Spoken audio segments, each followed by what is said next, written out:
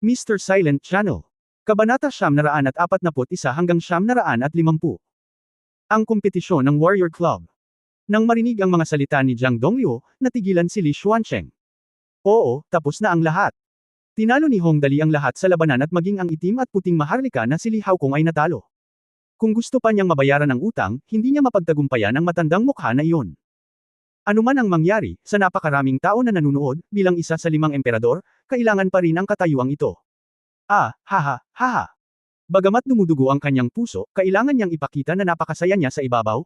Naku, may talento sa henerasyong ito, at ang lakas talaga ni Hong Dali, medyo makapangyarihan. Bagamat natalo ako, masaya akong natalo. At least, ang ating kalawakan ay nagbunga ng isang kahangahangang tao, hahaha. Pagkatapos niyang sabihin ito, nakaramdam siya ng panghihinayang napakalaki ng taya niya noon. Kung sino man ang manalo ay maaaring kumuha ng isang tao. Ngayon ay hindi inalis ni Hong Dali ang isang tao, ngunit may pinaalis siya. Hindi na kailangang sabihin, ito ay dapat na isang black level peripheral noble, ngunit hindi ko alam kung sino ito. Dahil natalo ka, aminin mo na. Hinding-hindi ko sisirain ang pangako ko at yayaman. Ngumiti si Li Xuancheng at kinagat ang kanyang mga ngipin at sinabi, Hong Dali, sino ang kukunin mo? Matapos marinig ang mga salita ni Li Xuancheng, ang lahat sa audience ay natigilan. Napatingin ang lahat kay Hong Dali, ngunit tulog pa rin siya. Tingnan natin. Saglit na nag-isip si Jiang Chenzo, pagkatapos ay ngumiti ng matamis kay Li Xuancheng at sinabing, Lolo Li Xuancheng, si Dali ay hindi pamilyar sa mga taong ito dito. Sa palagay ko kahit papiliin niya, hindi niya alam kung sino ang pipiliin. Nagkataon na palagi akong may magandang relasyon sa kanya. Bakit hindi muna natin siya patulugin at matutulungan ko siyang pumili ng isa? Napaka-inosente at walang pakialam sa ekspresyon niya, iyon ang ibig niyang sabihin. Mahirap pakitunguhan. Lalong nanlumo si Li Xuancheng sa pagkakataong ito walang kakilala si Hong Dali, ngunit si Jiang Chenzo ay. Oh, let's put it this way. Bagamat ayaw niya, walang magawang tumanggo si Li Xuancheng. Pagkatapos ng lahat, kung gigising si Hong Dali ngayon, alam ng Diyos kung ano ang kanyang gagawin. Nakakatakot ang bagay na ito. Bagamat isa si Li Xuancheng sa 5 emperador, siya pa rin ang pinakamalakas. Ang problema ay hindi siya mapakali sa pagkakataong ito. Kung tutusin, napakaraming peripheral noble ang nanunood, sa lahat ng antas, at may isang matandang lalaki na tulad ni Jiang Dongliu sa tabi niya. Kaya ngayon si Li Xuancheng ay may pagnanais na samuka ng dugo, okay? Kung gayon, Girl Chenzo, ikaw ang pumili. Dapat kang pumili ng mabuti. Espesyal niyang binigyang diin ang salitang, mabuti, at halatang masama ang pakiramdam niya ngayon. Well, huwag kang mag-alala, Lolo Li. Tumawa si Jiang Chenzo. Pagkatapos ay tumingin siya ng diretso sa direksyon ng black level na peripheral nobles sa gilid ni Li Xuancheng. Sila ay mula sa departamento ng mandirigma, Haman, naririto ba si Haman? Heto siya. Nang marinig ang mga salita ni Jiang Chenzo, lahat ay tumingin doon. Palaging tinatawag ni Jiang Chenzo si Haman. Parang may iniisip siya. Narito ang aking subordinate, Miss Chenzo. Si Haman, na may pink na buhok, ay tumayo at yumuko kay Jiang Chenzo. Oo, ikaw ang bahala. Handa ka bang pumunta sa aking Jiang family at maging isang peripheral noble sa ilalim ng aming Jiang family? Bago sa Galaxy Super Robot War, sinabi ni Jiang Chenzo na gagawa siya ng paraan para maipasa ang lihim na pamana ni Haman. Sa sandaling ito, sumakit ang ulo ko bago humingi ng isang tao, ngunit hindi ko inaasahan na si Li Xuancheng ang talagang nagkusa na magpadala ng isang tao sa kanyang pintuan.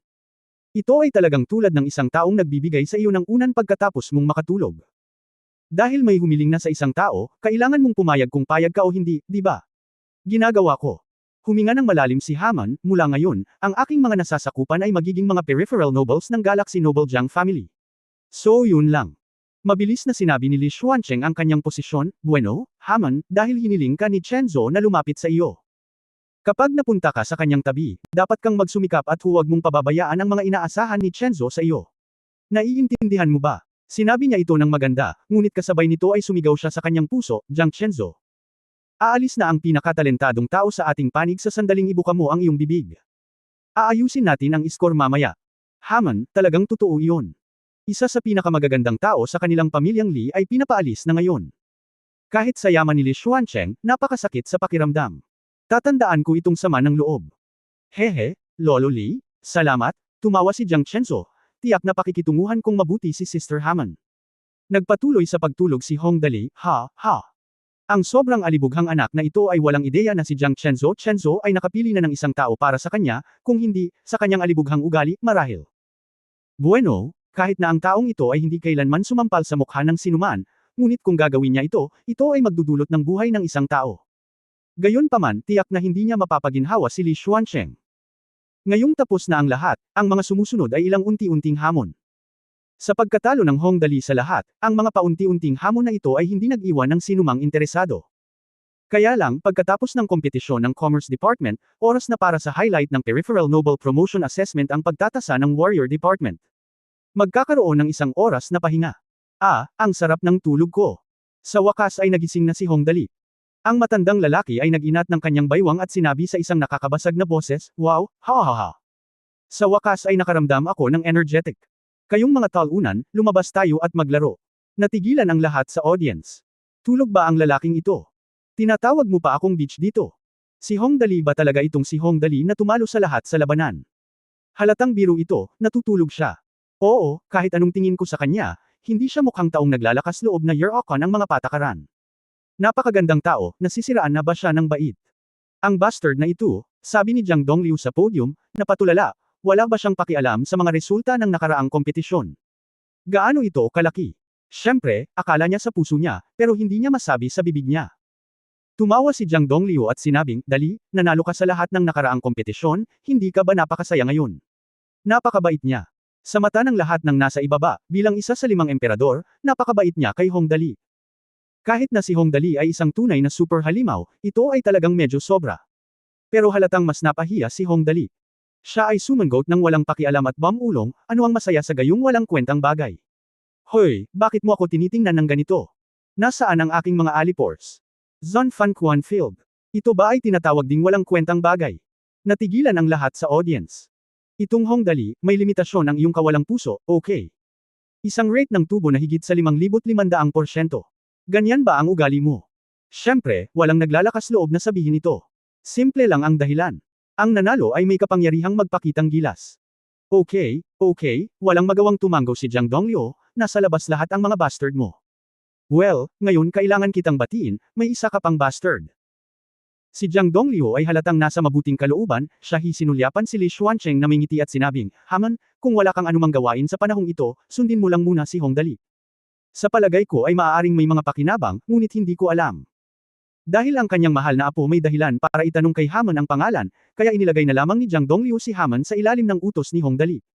Tungkol naman sa ranggo ni Haman mabuti, huwag pansinin ang mga detalyeng ito. Okay, Lord. Agad namang tumango si Haman.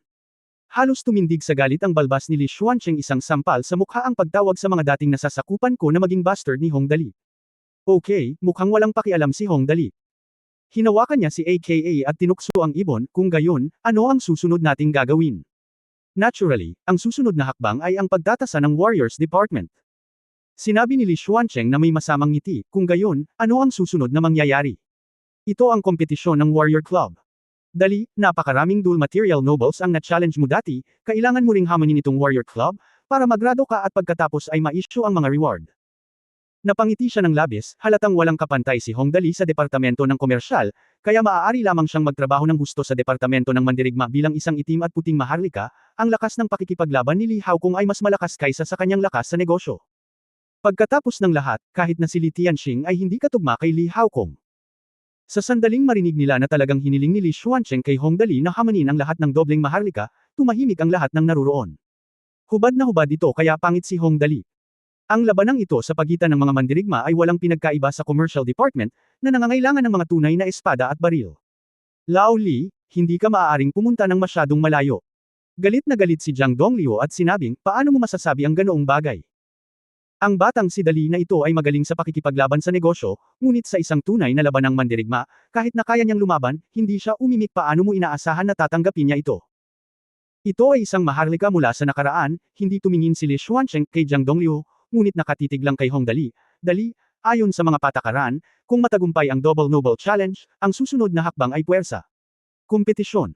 Kung hahamunin mo ang lahat sa Commerce Department, hindi ka maaaring mahuhuli sa labanang ito, ano sa palagay mo? Bagamat sinabi niya ito ng matuwid, alam ng lahat na naruroon na pinipilit lang nito ang isang tao na gumawa ng isang bagay na mahirap. Pagkatapos ng lahat, kung mas mataas ang antas ng tunggalian, mas masipag ito. Maaari mong hilingin kay Hong Dali na hamanin ang 1, 2, o kahit 5 o 6, ngunit hilingin sa kanya na hamanin silang lahat. Ang iyong kahilingan ay hindi makatwiran. Hindi makatiis ang lahat ng madla, ngunit pagkatapos ng lahat, ang pagkakakilanlan ni Li Xuancheng ay hindi katulad ng isang peripheral group na tulad nila. Nakagawa ng aksyon ang mga maharlika kaya halos lahat sila ay naglakas loob na magalit ngunit hindi nang ahas magsalita. Kalunos lunos. Ang pagiging walang hiya sa lawak na ito ay nangangailangan din ng estado ng pag-iisip. Matapos makinig sa mga salita ni Li Xuancheng, itinaas lang ni Hong Dali ang kanyang kilay. Ang matandang ito ay nagbigay sa kanyang sarili ng isa pang problema. Dahil gusto mong maglaro, paglaruan kita ng buong buo. Ako'y aliberga, napaka-inosente ng mga mata ni Hong Dali, sa tingin mo ba ay may alibughang gumawa nito sa kanyang sarili? Negosyo man o pakikipag-away, ang lahat ng ito ay kailangang lutisin ng isang talunan. Ang prinsipyo ko sa buhay ay ang isang talunan ay kayang lutisin ito gamit ang kanyang sariling mga kamay. Ako ay determinado na huwag gumawa ng anuman tungkol dito kaya maaari ko bang hilingin sa aking mga alipors, kung gayon hindi ako makakagawa ng aksyon. Kabanata 942, How Alliance Mga Binti ng Aso. Kung ang isang bagay ay malulutas ng isang bastard, tiyak na hindi ko ito gagawin sa aking sarili. Dam Waller, gaano ito kadominant? Matapos marinig ang sinabi ni Hong Dali, ang lahat sa madla ay ganap na bumagsak. Dapat mong malaman na, sa pangkalahatan, sa Departamento ng Martial Arts, ang mga peripheral nobles na mga mandirigma ay palaging pinakamalakas, kaya kung sila ay hinamon, dapat silang mag-isa na lumaban. Kung hindi, kung umaasa ka sa iyong mga nasasakupan upang kumilos, madali itong manalo, ngunit paano kung matalo ka? Kaninong mukha ang nakakahiya? Itong Hong Dali, hindi ba talaga siya magiging talunan? Masyadong matapang ito. Oo, sa pangkalahatan, kahit gaano kalakas ang kanyang mga nasasakupan, hindi sila maaaring maging mas malakas kaysa sa akin, di ba? Dobleng maharlika iyon, simula sa yellow-green level, itong Hong Dali na ito ay hindi talaga nag-iisip na ang kanyang mga nasasakupan ay mas mahusay kaysa sa dilaw-berdeng antas na mga maharlika, tama. Who knows, but to be honest, I'm really curious. What do you mean sa mga subordinate niya?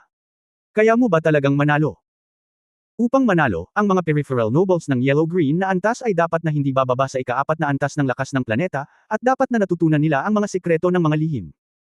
Bagamat hindi nila pinagkadalubhasaan ang dark energy, ang kanilang sariling lakas ay tiyak na hindi maganda.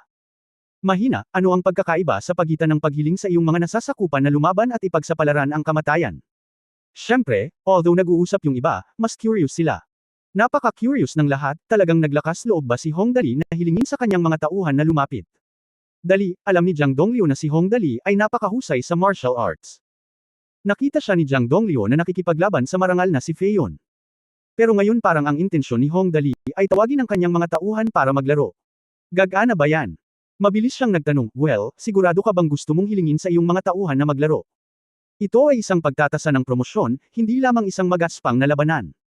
Siyempre, maaasahan lahat ng mga alipors ko, sabi ni Hong Dali. Nakangiti niyang sinabi, Lolo Jiang, sabihin mo lang sa akin kung gusto mong sumuko o hindi. Hindi mo kailangang mag-alala tungkol sa ibang mga bagay. Ito. Hinawakan ni Jiang Donglio ang kanyang balbas. Sa orihinal, sa pagtatasa ng promosyon, karaniwan niyang nilalaro ang kanyang sarili. Pero totoo naman na hindi niya sinabi na bawal makipag-compete ang mga subordinate niya. Kaya tumango na lamang si Jiang Donglio sa huli, dahil nakapagpasya ka na, gawin natin ito. Dahil tumango si Jiang Donglio, pumayag si Hong Dali sa kahilingan ni Li Xuancheng, kaya bakit mag-atubiling? Nagsimulang magpaligsahan ang lahat ng naroroon. Fair na. Sa sandaling umalis siya sa assessment hall ng Ministry of Commerce, tinawag ni Hong Dali ang kanyang mga alipors. Mga impyerno, bilasan mo, simulan natin ang susunod na proyekto at makipagkompetensya sa martial arts. Tapos siya sumigaw, hulalala. Sinatang Moxon, Li Nianwei, Ling Xiaoyi, Liang at iba pa ay nagtipon-tipon at masayang nagtanong, Dali, kamusta ka dyan? May nambo-buli ba sa iyo? Young Master, okay na ba ang lahat? Siyempre, okay. Napangiti si Hong Dali kay Ling Xiaoyi, sa pag-aayos ni Sister Xiaoyi para sa akin, paano ako magdurusa sa pagkawala? Ito ang pangkat ni Hong Dali. Ang bawat kasosyo ay lubos na mapagkakatiwalaan. Dahil kay Ling Xiaoyi. Kaya alam ni Hong Dali na kung gusto niyang talunin ang lahat, hindi magkakaroon ng anumang kahirapan. Pagkatapos ng lahat, alam ni Hong Dali ang mga kakayahan ni Ling Xiaoyi.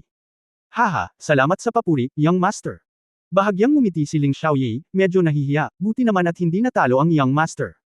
Sa kanilang relasyon, hindi na talaga mahalaga ang pera at iba pang bagay gayunpaman, maliban kay wife. Ang lahat ng iba pang kailangan mo ay maaaring kunin ng iyong sarili. Hindi na kailangang mag-alala.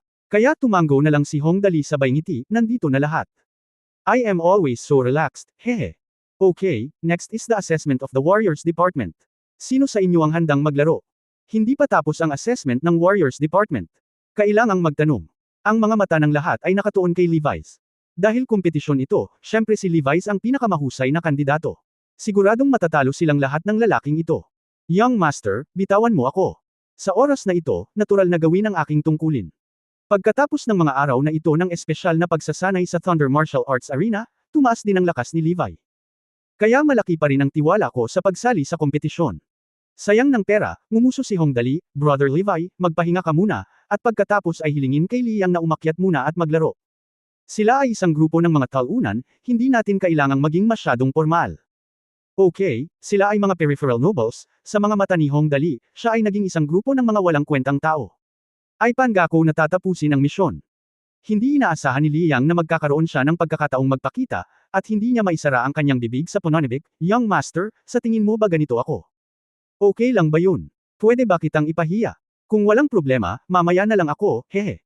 Mukhang hindi siya makikipagkompetensya, ngunit makipag-blind date. Nagtawanan ang lahat, at tumanggo si Hongdali, well, yes, I want this fell, awesome, so willful. Hehe, Dali, parang gusto kong makita ang ekspresyon ng kausap, hinawakan ni Tang Moxon ang braso ni Hongdali at sinabing, hintayin mo lang sila. Siguradong maganda ang kanyang ekspresyon, napakalakas ni Brother Liyang. Kailangan iyan, sumang-ayon si Hongdali, Brother Liyang, ano pa ang masasabi natin? Fair na. Narito ang lugar ng kompetisyon para sa pagtatasa ng promosyon. Ang independenteng binuo na lugar na ito sa virtual na mundo ay karaniwang katulad ng kalikasan sa Super Robot Wars. Sa isang simpleng pangungusap, lahat ng bagay sa totoong mundo ay maaaring ma-virtualize dito. Pagkatapos ng lahat, ang pangunahing base ng mga peripheral nobles ay ang totoong mundo pa rin. Kung ang tunay na kagamitan, hiyas, at iba pa, ay hindi epektibo sa kompetisyon dito, ito ay lubos na makakabawas sa lakas ng mga tao. Kaya sa martial arts arena na ito, kung ano man ang realidad, ito ang naririto. Masasabing maliban na walang mamamatay, lahat ng iba ay eksaktong kapareho ng tunay na mundo. Hindi nagtagal, nakarating na ang lahat sa martial arts arena kung saan ginanap ang promotion assessment. Isa itong napakalaking gusali na may estilo na medyo parang sinaunang Romanong arena. Si Hongdali ay nagyaya para sa isang malaking grupo ng mga tao, habang ang iba pang mga peripheral nobles ay halos nag-iisa. Pumunta sa. Bagamat hindi pa nagsisimula ang laban, talagang napakalaki ng momentum ni Hongdali. Maya-maya, pumasok ang lahat sa gate ng duel arena. Pagkapasok niya sa pinto, isang malamig na tunog sa background ang narinig niya. Pagpasok sa martial arts arena, ang lahat ng katangian ng kalahok ay kasabay ng realidad. Maaari kang makaramdam ng sakit at pagod.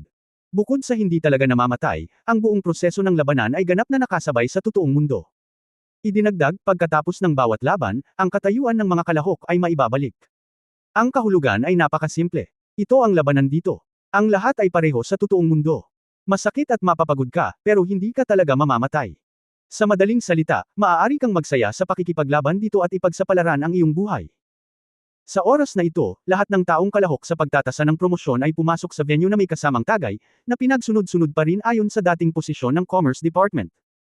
Kaya lang kumpara sa dati, may mga pagbabago mas marami ang nasa panig ni Hongdali, at ang tanging nasa audience ay ang lalaking ito na dumating kasama ang kanyang pamilya. Ngayong dumating na ang lahat, natural na simula ng pangunahing palabas ng direkta. Pagkatapos ng lahat, ang departamento ng labanan ay hindi tumatagal ng maikling oras upang labanan. Ang bagay na ito ay hindi isang direktang banggaan tulad ng komersyal na departamento, na may mga resulta sa loob ng 10 segundo. May pantay-pantay na kalaban na kayang lumaban ng ilang oras gaano man katagal, hindi imposibleng lumaban, ngunit ito ay karaniwang itinuturing na isang draw. Kung hindi, sino ang makapaghihintay na mag-away sila ng mga araw at gabi? Napagod ako sa panunood nito. Kaya't ngayong alam na ng lahat ang kanilang iniisip, at ang isa ay talagang curious, si Jiang Dongliu ay direktang nag-anunsyo, kung gayon, simulan natin ng direkta ang hamon ni Hongdali. Kung hindi, natatakot ako na magkamali ito kapag natapos na ang lahat ng kompetisyon. Halos lumipas na ang buwan, sa palagay ko ay hindi na makapaghintay ang lahat, tama ba? Ang kanyang panukala ay tinanggap ng lahat, at ang lahat sa madla ay sumigaw, ang Panginoon ay ang pinakamahusay, hahaha, oo. Tama, panuurin lamang ang kompetisyon ng Hongdali. Hindi ito kawili-wili. Tama, tingnan natin kung matatalo silang lahat ni Hongdali sa round na ito. Huwag kang mag-alala sa iba. Kinaikit ni Li Haokong ang kanyang mga mata at tumingin kay Hongdali, lihim na nag-iisip, tingnan mo ang kanyang mga tauhan, baka makita mo kung gaano siya kalakas. Natalo na ako sa isang laro noon, itong Hongdali, talagang hindi ito maaaring maliitin. Well, maghanda na tayo. Dahil magsisimula na tayo, natural na hindi magiging magalang si Li Xuancheng, ngayon, hayaan nating lumitaw ang dilaw at berdeng antas na mga maharlika, Hongdali. Sino ang darating sa iyong panig? Gagawin ko. Tumayo si Liang nang matapos ni Li Xuancheng ang kanyang tanong. Ang venue na ito sa pangkalahatan ay napakalaki, ngunit sa kabutihang palad ay mayroong pinalaki na holographic projection dito, kaya makikita mo ang buong labanan. Kaya't pagkatayo ni Liang, diretso siyang tumalon sa gitna ng field, sumugod sa nakapalibot na bilog, at malakas na sinabi, ang number 2 na natalo ni Young Master, si Liang, ay lalaban sa lugar ng Young Master. Nang marinig niya ang mga salita ni Liang, lalo na nang makita niya itong muli, sa likod ng mga salita sa likod ng windbreaker na suot niya, hindi napigilan ng lahat ng madla. Isang tawa ang sumabog. Ha. Talagang sabi niya na bitch siya. This it's so interesting, hahaha. Oo, okay lang para sa isang master na tawagin ang kanyang mga nasasakupan bilang isang talunan, ngunit talagang tinatawag niya ang kanyang sarili na isang talunan. Siya ay napaka-invincible. Hoy, tingnan mo yung damit niya. May nakasulat sa likod. Ano ba? Ha. Ang kulit mo talaga. Ito ay bihira sa loob ng libu-libong taon. Para hamanin siya ng taong may paa sa aso. Walang pakialam si Liang. Tumingin lang siya sa mga nakatayo sa paligid at malakas na nagtanong, alin ang Nanho? Magsisimula na ba tayo? Ha? Ang dilaw at berdeng antas na maharlika na nagngangalang Nanho ay mga 25 o 26 na taong gulang. Isang binata na may maikling light blue na buhok. Nang marinig ang mga salita ni Liang, sumangot siya ng malamig, at pagkatapos ay direktang tumalon sa field. Kabanata 943, Pambubugbog. Haomeng. Mga paa ng aso. Sa sandaling makita niya ang pangalan sa windbreaker ni Liang, Nanhu, isang dilaw at berdeng antas na maharlika, siya ay nagalit. Kung tutusin, isa rin siyang dilaw at berdeng antas na maharlika, at tiyak na hindi mababa ang kanyang antas. Sa kanyang antas, ang pakikitungo sa mga ordinaryong pang-apat na antas na mga planetary guard ay isang pagmamalabas. Gayunpaman, napakamayabang ni Hong Dali na random na nagpadala ng isang doglegger upang lumitaw. At itong dogleg ay totoong dogleg pa rin, kahit ang pangalan ay dogleg. Sa makatuwid, ang kawalan ng paggalang ni Hong Dali sa iba ay talagang kabalbalan. Ikaw ang lumapit para makipag-away sa akin, ikaw na maliit na asong babae. Napatingin si Nanho sa gilid ni Liang. Sa mga mata niya ay mapaglaro at malazwa ang itsura ng lalaking nasa harapan niya, at masasabing nakaka-flatter pa ang ngiti nito na nakakadiri. Si Nanhu, isang maharlika na palaging may mataas na pagpapahalaga sa sarili, ay labis na nalungkot na ang isang talunan na walang ugali ng Panginoon ay gustong makipagkompetensya sa kanya. Siyempre, kung hindi ka masaya, hindi ka magiging masaya. Dahil ang kabilang partido ay naglakas loob na ipadala ang tunay na paa ng aso sa entablado, kailangan pa ring mag-ingat ng Nanho. Kung tutusin, ang pagtaob sa kanal ay tiyak na hindi isang alamat. Kung talagang matatalo ka sa ganitong sitwasyon, sobrang nakakahiya. Kaya't tiningnan ni Nanho ang kamay ni Liang ng maingat, at agad na naging mas hinamak. Dahil sa sinumang nagsasanay ng martial arts sa buong taon, ang mga kalamnan sa buong katawan ay tiyak na magiging perpektong umbok. At ang tanggang kamay na ito ay tila mas angkop para sa pagtulong sa Panginoon na gumawa ng hindi gaanong nakakapagod at madaling gawain. Siyempre, mula sa pananaw ni Nanho, marahil ang isang talunan tulad ni Liang ay hindi kailanman makakapagsanay ng high-end na martial arts sa kanyang buhay. Well, oo. Walang anumang paghahanda si Liang na may paa sa aso. Tumingin lang siya kay Nanho na may signature na maliit na ngiti sa kanyang mukha, kung gayon, gusto mo bang magsimula ngayon? Bahagyang ipinikit ni Nanho ang kanyang mga mata. Siyempre tiwala siya sa sarili niyang kakayahan. Si Yu daw ang una sa Wenwo at Wu sa pangalawa. Dahil ang kalaban ay nangangahas na maging kalmado, dapat ay mayroon siyang dalawang brush. Ngunit kahit anong tingin sa kanya ni Nanho, naramdaman niyang ang kabilang partido ay hindi isang master na maaaring magbigay sa kanya ng ilang mga twists at turns. Nagpapanggap ba itong baboy at kumakain ng tigre? Umiling si Nanho. Ang pagpapanggap na baboy at pagkain ng tigre ay isang alamat lamang. Mas madalas, naging baboy siya at kinakain ng tigre. Kahit anong sabihin mo, talo lang ang kabilang partido, pero isa siyang tunay na dilaw at berdeng maharlika. Mahirap sabihin kung totoong baboy ba siya o hindi. Ngunit isa siyang tunay na tigre at hindi madaling makontra. Bago lumahok sa pagtatasa ng promosyon na ito, natural na nakipagkompetensya si Nanho sa mga gwardya ng maraming beses, at ang kanyang record ay hindi nakakagulat na isang kumpletong tagumpay, at lahat sila ay madaling panalo. At ang ilang beses na iyon, ang kanyang mga kalaban ay 5 planetary 4th level guards. Maaari bang mas malakas ang talunan na ito kaysa sa 5 planetary 4th level guards? Sa tingin ko, mas mabuting kalimutan na ito para maiwasan ang kahihiyan. Naiinis na sinabi ni Nanho, ngayon ay maaari kang magpalat ng iba. Kung hindi, matatalo ka ng masyadong pangit kung mananatili ka rito, at hindi magiging maganda ang iyong Panginoon kapag bumalik ka. Ang pambubugbog ng aso ay depende sa may-ari. Pagkatapos ng lahat, si Hong Dali ay isa ring mabangis na tao na natalo ang lahat noon, at talagang ayaw ni Nanho na masaktan siya ng sobra. Kaya dapat sabihin pa rin ang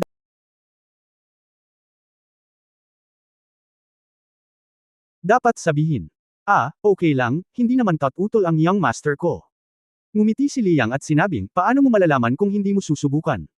Di ba? Sa katunayan, wala siyang masabi. Kung pinalitan si Levi's, mas malala pa sana ang pagkamatay ni Nanho, kaya mula sa puntong ito. Napakabait pa rin ni Liang. Mayabang. Dahil ganap na binaliwala ng kabilang partido ang kanyang mabuting hangarin, tumigil si Nanho sa pagiging magalang at itinuwid ang kanyang paninindigan, handang kumilos. Kinabahan ang lahat sa buong stand. Wala pang nakakita ng ganoong bagay tulad ng isang random na talunan sa ilalim ng Hongdali na lumaban sa isang dilaw at berdeng maharlika. Sabihin mo sa akin, magagawa ba ito ng asong ito? Mahirap sabihin, ngunit pakiramdam ko ay medyo matigas ito. Kung kaya niyang labanan ang Nanho ng 3 hanggang 5 galaw nang hindi natatalo, siya ay itinuturing na napakalakas. Oo, dilaw at berde. Pagkatapos ng lahat, ang double level na nobleman ay hindi isang show-off. Sa tansya ko, sa loob ng 5 galaw, maaaring manalo si Nanho. Paano ko magagamit ang 5 galaw? Sa tingin ko sapat na ang 3 galaw. Lahat ng nasa stand ay nag-uusap tungkol sa Nanho. Kinakalkala na rin niya kung paano siya mananalo ng maganda. Bilang isang dilaw at berdeng antas na maharlika, mabilis na tumatakbo ang mga iniisip ni Nanho, ngunit sa isang kisap mata, nakaisip siya ng isang kontrahakbang. Atake ng buong lakas. Ang desisyon ni Nanho ay gamitin ang lahat ng kanyang lakas para patayin ang kalaban sa bilis ng kidlat. Sa ganitong paraan, nakuha niya ang limelight, at marahil ay maaari niyang pilitin si Hongdali na kumilos mismo. Kung hindi, ito ay isang talo na panalo, na kung saan ay hindi isang maluwalhating bagay. 3 galaw. Dahan-daang binunot ni Nanho ang kanyang espada at mahinahong sinabi, hindi kita matatalo sa loob ng 3 galaw, kaya aaminin ko ang pagkatalo ko. Sa sandaling sinabi niya ang mga salitang ito, nagkaroon ng isang pagsabog ng nakatutuwang tagay mula sa madla. Nanho, good job, sobrang dominante, hahaha. Fair na. Oo, kailangan mong magkaroon ng ganitong uri ng momentum, kung hindi, hindi ka mananalo laban sa sinumang matatalo, kung gayon nasaan ang mga mukha ng ating mga peripheral nobles. Iba sa nakaraang business war, sa pagkakataong ito, ang posisyon ng lahat ay ganap na nakatagilid patungo sa Nanho. Pagkatapos ng lahat, ito ay isang labanan sa martial arts, at ang kanilang pagpapahalaga sa sarili bilang mga peripheral nobles ay nagsabi sa kanila na kung si Nanho ay natalo ng ganoon kadali, kung gayon maaari silang umuwi at magsaka ng mas matapat. Pagkatapos ng lahat, ang taong ito ay hindi kayang mapahiya. 3 galaw, okay. Agad na tumango si Liang. Sa bagay, talo lang siya, wala siyang pakialam sa mukha, isa siyang bastos na hindi nagsasamantala sa kanya, di ba? Mag-ingat ka. Pinaalalahanan niya si Liang, at pagkatapos ay ang mahabang espada sa kamay ni Nanho ay umindayog ng may kidlat at dumiretso sa dibdib ni Liang. Sa martial arts arena na ito, ang lahat ay pareho sa katotohanan. Ang pinagkaiba lang ay hindi talaga mamamatay ang mga kalahok, kaya natural na hindi na kailangang magpigil, at ang mga pag-atake ay ididirekta sa mga mahahalagang punto. Ang kanyang espada ay nagdala ng mahinang gininto ang liwanag, at ang matalim na tunog ng pagbagsak sa hangin ay narinig 12-dosenang metro ang layo. Martial arts. Dahil siya ay isang dilaw at berdeng antas na maharlika, natural na pinagkadalubhasaan ni Nanho ang martial arts, at napaka-advanced din niya. Gaya ng nabanggit kanina, nakipagkumpetensya si Nanho sa pang-4 na antas na mga planetary guard bago nakibahagi sa pagtatasa ng promosyon, at muntik nang walisin ni Nanho ang 5 gwardya. Bakit napakalaki ng gap? Dahil sa martial arts. Lalo na ang mas matataas na maharlika, mas makapangyarihan ang martial arts na kanilang pinagdadaanan. Ang nakakabigla na Sword Sutra. Ito ang nakakagulat na Sword Sutra. Sumigaw ang isang tao sa mga kinatatayuan, gumamit talaga si Nanho ng kakaibang galaw sa unang hakbang. Ang martial arts na pinagkadalubhasaan ng Nanho ay tinatawag na The Shokan Sword Sutra. Kapag binitawan ng mahabang espada, parang kidlat. Thunder, ang lakas ng espada ay hindi magagapi at napakalakas. Kapag ginamit na ang set ng martial arts na ito, magiging mahirap para sa kalaban na labanan, lalo na ang Nanho, bilang isang dilaw at berdeng antas na maharlika, na may napakalakas na talento sa pakikipaglaban. Sa oras na ito, sa pagharap kay Liang at paggamit ng martial arts, buong tiwala si Nanho na mananalo siya sa isang suntok. Sa loob ng 3 galaw, ito ay para lamang mag-iwan ng ilang ruta ng pagtakas para sa aking sarili upang maiwasan ang anumang aksidente. Ngunit sa pagtataka ng lahat, sa pagharap sa makapangyarihang Nanho, si Liang ay talagang humarap sa kalaban na walang anuman. Bahagya niyang ipinikit ang kanyang mga mata, humarap sa pag-atake ni Nanho, kalahating hakbang lang ang ginawa niya para bitawan ang pinakamatulas na dulo ng espada, pagkatapos ay itinuon ang lahat ng kanyang lakas sa kanyang kanang braso, pinilipit ang kanyang baywang, at sinuntok. Boom! Isang mahinang boses ang narinig.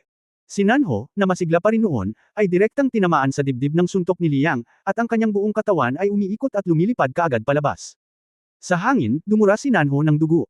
Pagdating niya sa lupa, sa isang kisap mata, siya ay naging isang putok ng puting liwanag at bumalik sa kanyang muling pagkabuhay. Isang galaw lang ang ginamit. Ngunit ang resulta ay lampas sa inaasahan ng lahat. Isang galaw ang nagpasya sa nanalo, at ang nanalo ay si Hong Dali, ang asong iyon. Ito ay hindi tulad ng isang double noble bullying ng isang natalo, ngunit ang kabaligtaran ay halos pareho.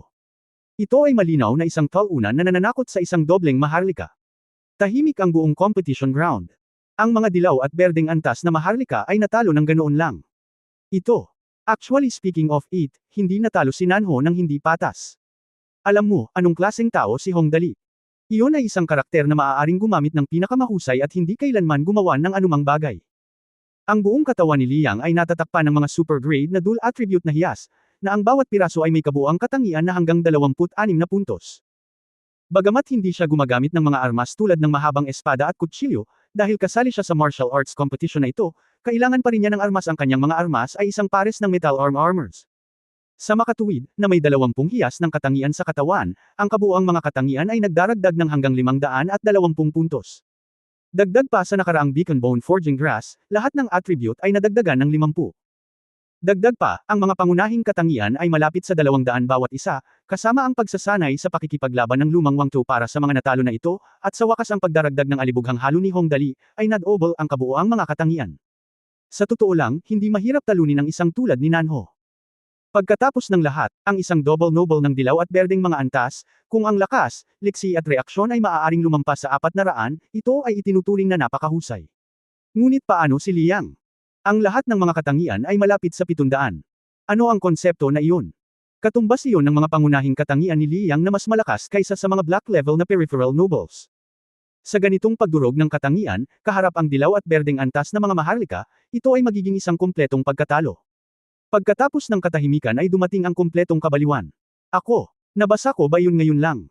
Anong nangyari sa bastos na ito na si Liang? Oo, natalo niya ang dilaw at berdeng antas na maharlika sa isang galaw lang. Nagkamali ba ako? Diyos, at parang hindi niya ginamit ang lahat ng lakas niya ngayon lang.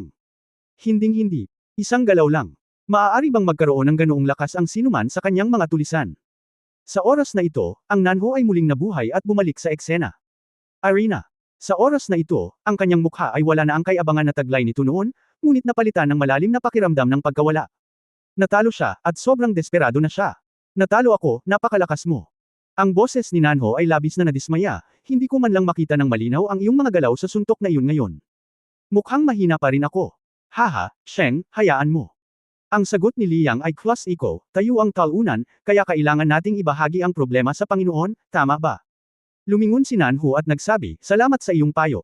Sa rostream, nakangiting tumingin si Jiang Dongliu sa mga manunood, at ngumiti kay Li Xuancheng, oh, Lao Li, tingnan mo, nanalo tayo ng isa pang round dito, kaya sorry. Kabanata 944, ang nakakatakot na kapangyarihan ng 6 na estilo, maligayang bagong taon. Napakapangit ng mukha ni Li Xuancheng. Originally, pumunta siya dito para lang ipakita ang kapangyarihan niya. Sa napakaraming malalakas na lalaki, kabilang si Li Haokong, isang black and white level na nobleman na nireranggo sa nangungunang 5 sa buong kalawakan, ang ganitong lineup ay masasabing madaling kontrolin, at hindi dapat magkaroon ng anumang sorpresa. Sino ang nakakaalam na ang Hong Dali na ito ay napakalakas, na ang sinumang matatalo ay maaaring talagang talunin ng isang dilaw at berdeng antas na maharlika? Ano ito? May makakaligtas pa ba? Masaya ka pa kayang maglaro. Ang dilaw-berde na antas, ang talento sa pakikipaglaban ay hindi karaniwang makapangyarihan, ngunit natalo siya sa isang galaw lang. Haha, okay lang. Alam ni Li Xuancheng na hindi maganda ang kanyang mukha. Kung tutusin, masasabing pumunta siya dito para manggulo ngayon, pero hindi niya inaasahan na hindi siya nanggugulo ng iba, kundi ang sarili niyang lugar ang pinagtatabuyan. Ito ay medyo nakapanlulumo. Sa oras na ito, mukhang asong babae pa rin si Liang na may nakakabigay puri ng ngiti sa kanyang mukha. Tumingin siya sa rostream, at pagkatapos ay nagtanong ng nakangiti, bueno, maaari ba akong magpatuloy? Ang martial arts journey na ito ay walang kinalaman sa negosyo. Hindi pareho. Masasabi ng mga eksperto kung mayroon sa sandaling makipag-ugnayan sila. Napatunayan ni Liang ang kanyang lakas sa pamamagitan ng pagtalo sa dilaw at berdeng antas na marangal na Nanho sa isang galaw. Sa pagkakataong ito, walang sinuman sa audience ang nang-ahas na maliitin siya. Ang pangalawang dilaw at berdeng antas na maharlika ay lumitaw, ang kanyang pangalan ay Langya. Sa pagkakataong ito ay mas maingat si Langya kaysa sa Nanho. Sa sandaling tumalon siya sa court, ikinumpas niya muna ang kanyang kamao kay Liang at sinabi sa malalim na boses, pakiusap. Pagkatapos ay hindi siya nang-ahas na magsabi ng ilang galaw upang matukoy ang kahihinatnan. Ang kanyang psikolohikal na pag-iisip sa katunayan, ito ay medyo simple, gumamit lamang ng ilang higit pang mga galaw upang mabilang. Pagkatapos ng lahat, kung matatalo si Nanhu sa isang galaw, malamang na hindi na siya magiging mas malakas. Kaya nagsisimula ang labanan, tulad ng dati. Si Liang ay mayroon pa ring kalmadong ekspresyon at hindi gaanong nagsalita. Naghihintay lang na magsimula ang laro, direktang kumilos si Liang at pagkatapos ay tapos na ang labanan. Natalo si Wolf Fang.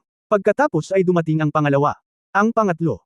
Ang buong dilaw berdeng antas, na tumagal ng wala pang 10 minuto. Lahat sila ay binawi ni Liang mag-isa. Hindi man lang nagpahinga si Liang at tumingin ng diretso sa rostrum. Pwede ba tayong pumunta sa next level?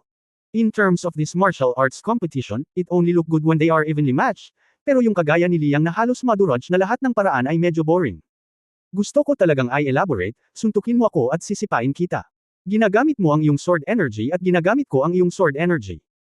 Nakakakilig makipag-away ng ganyan, pero halata naman na ang prinsipyo ni Hong Dali ay hindi siya magiging magalang sa iyo kung crush ka niya. Kaya makalipas ang 1 oras, gumawa si Liang ng mahusay na pag-unlad tulad ng paghiwa ng mga melon at gulay, hanggang sa maabot niya ang antas ng asul lilang, na sa wakas ay may kabuluhan mula sa pagkatalo sa kaaway sa 1 galaw hanggang sa pagkatalo sa kalaban sa 2 galaw. Mula sa 2 stroke hanggang 4 na stroke. Matapos maabot ang asul na antas, kakailanganin ni Liang ng mga 8 galaw upang talunin ang kanyang kalaban. Naabot na niya ang blue-purple level. Sa mga kinatatayuan, ang mga nakapaligid na maharlika ay nakamasid ng may takot at bamulong, madali bang manalo ang talunang ito sa pagkakataong ito. Ang antas ng asul lilang ay isang malaking lukso pasulong. Ang hirap sabihin, parang siya dati. Hindi siya gumamit ng totoong lakas. I wonder if he can use all his strength when facing the blue and purple level. Susunod na lalabas ang kalaban na ito. Ang kanyang pangalan ay si Hangya, at siya ang unang asul-purple level na nobleman na hinamon ni Hong Dali noon. Hello. Pagpasok pa lang ni si Hangya sa arena, nakipagkayam muna siya sa kanyang mga kamao, at pagkatapos ay sinabi sa malalim na boses, talagang napakalakas mo, kailangan kong aminin ito. Gayunpaman, kung tutuusin, mas malakas ako kaysa sa iba na nasa harapan ko. Hindi ako maglakas loob na sabihin ito. Dapat kang manalo, ngunit umaasa pa rin akong maipakita mo ang iyong tunay na lakas sa halip na harapin ang mga ordinaryong duel sa akin. Blue at purple level, ano ang concept? Sa madaling salita, kung determinado siyang lumaban ng husto, imposibleng isipin ng sinumang eksperto na maaari siyang ibagsak ng walang anumang pinsala. Maliban kung talagang maabot mo ang antas ni Li Haokong, maaari mo siyang matalo ng madali. Well, okay. Alam din ni Liang na kung mas mataas ang antas ng mga peripheral nobles, mas malakas ang kanilang lakas. Ngayon natural na hindi niya hahamakin ang sinuman, kaya't sumagot siya ng napakatiyak. Kung gayon, sa susunod ay gagamitin ko ang aking. Mabuti, mga 60% ng aking lakas. 60%. Ang asong ito ay mukhang hindi nakakapinsala at may nakakabigay puri na mukha, ngunit sinong mag-aakala na sa mga oras na ito, ayaw pa rin niyang gamitin ang lahat ng kanyang lakas. Ito ay napakabaliw. Ang mga stand ay sumabog sa isang iglap, at ang buong madla ay nagmura, na nagkakaisang kinundena si Liang. Damn it, you can't be too arrogant. 60%. That's the blue-purple level, and you actually said you only use 60%. Tulala ka, sa tingin mo ikaw ang number 1 master sa East Galaxy, Mo Chanji. Yan ang blue at purple level. Nagpapanggap ka ba talaga na ganito? Mahihirapan ka. Naghiyawan ang lahat ng nasa stand. Pagkatapos ng lahat, ang paghamon sa asul lilang antas ngunit ang paggamit lamang ng 60% ng iyong lakas ay hindi na isang ordinaryong gawa ng pagmamataas. Para lang ilagay ito sa perspektibo, tiyak na laban ito sa ritmo ng kamatayan. Sigurado ka ba talaga? Kahit na ang mga salita ng kabilang partido ay labis na mayabang, ang puso ni si Hangya ay lumubog. Ito ay isang martial arts arena kung tutuusin. Sa puntong ito, sinasabi pa rin ng asong ito na hindi niya kailangan ng lahat ng kanyang lakas. Kaya gaano kalalim ang kanyang pagtatago? Pagkatapos ng lahat, kung walang tunay na 2 brush, sino ang maglalakas loob na magsalita ng ganito? Well, halos. Ngumiti si Liang at sinabi, sa tingin ko sapat na ito. Okay. Tingnan ko kung ano ang 60% mong lakas. Sigaw ni si Hangya. Sige, mag-ingat ka. Tumango si Liang, at bigla siyang gumalaw. 60% lakas. Ibig sabihin. Sa stand, sila Wang Tu, na nasa tabi ni Hong Dali, ay hawak-hawak si Xiao Bai Heko. Tumingin siya sa field at nakangiting sinabi, panahon na para gamitin ang mga kakayahan ng Chanji Relics. Haha, ang bastos na ito ay medyo magaling. Pipiliin ko ang oras. Ang sikreto ay nakaukit. Tama, ang susunod na gagamitin ni Liang ay ang Kung Fu sa Chanji Legacy. Bahagyang ipinikit ni Li Xuancheng ang kanyang mga mata. Bagamat wala siyang sinabi ay hindi maganda ang kanyang mukha. Kung tutuusin, nasa blue-purple level din si Hangya, pero hindi man lang nagpakita ng buong lakas ang asong ito. Ang matandang monghe na si Hong Dali ay pumasok sa pagmumuni-muni. Isang malamig na ngiti lang ang sumilay sa gilid ng kanyang bibig. Seryoso talaga si Liang sa blue-purple level, ang hilingin sa kanya na gamitin ang 60% ng kanyang kapangyarihan ay talagang sapat na para bigyan ng mukha ang kalaban. Maya-maya, magsisimula na ang laban. Sa pagkakataong ito, ang estilo ng pakikipaglaban ni Liang ay ganap na naiiba sa nauna. Sa sandaling magsimula ang labanan, inilunsad ni Liang ang 6-step forward martial arts technique ng Chanji Legacy, na parang isang makamulto na flicker sa field. Si Hangya, bilang isang asul at lila na maharlika, ay hindi mahina sa lakas, ngunit anuman ang mangyari, hindi niya mahuli ang anino ni Liang. Sa isang kisap mata, biglang dumating si Liang sa likod ni Hangya, at walang sabi-sabi, nagsagawa siya ng slash move sa 6 Heavenly Secret Scarf Techniques. Gumagamit ang paglipat na ito ng napakabilis na bilis upang maputol ang presyon ng hangin na lumilikha ng epekto ng paglaslas.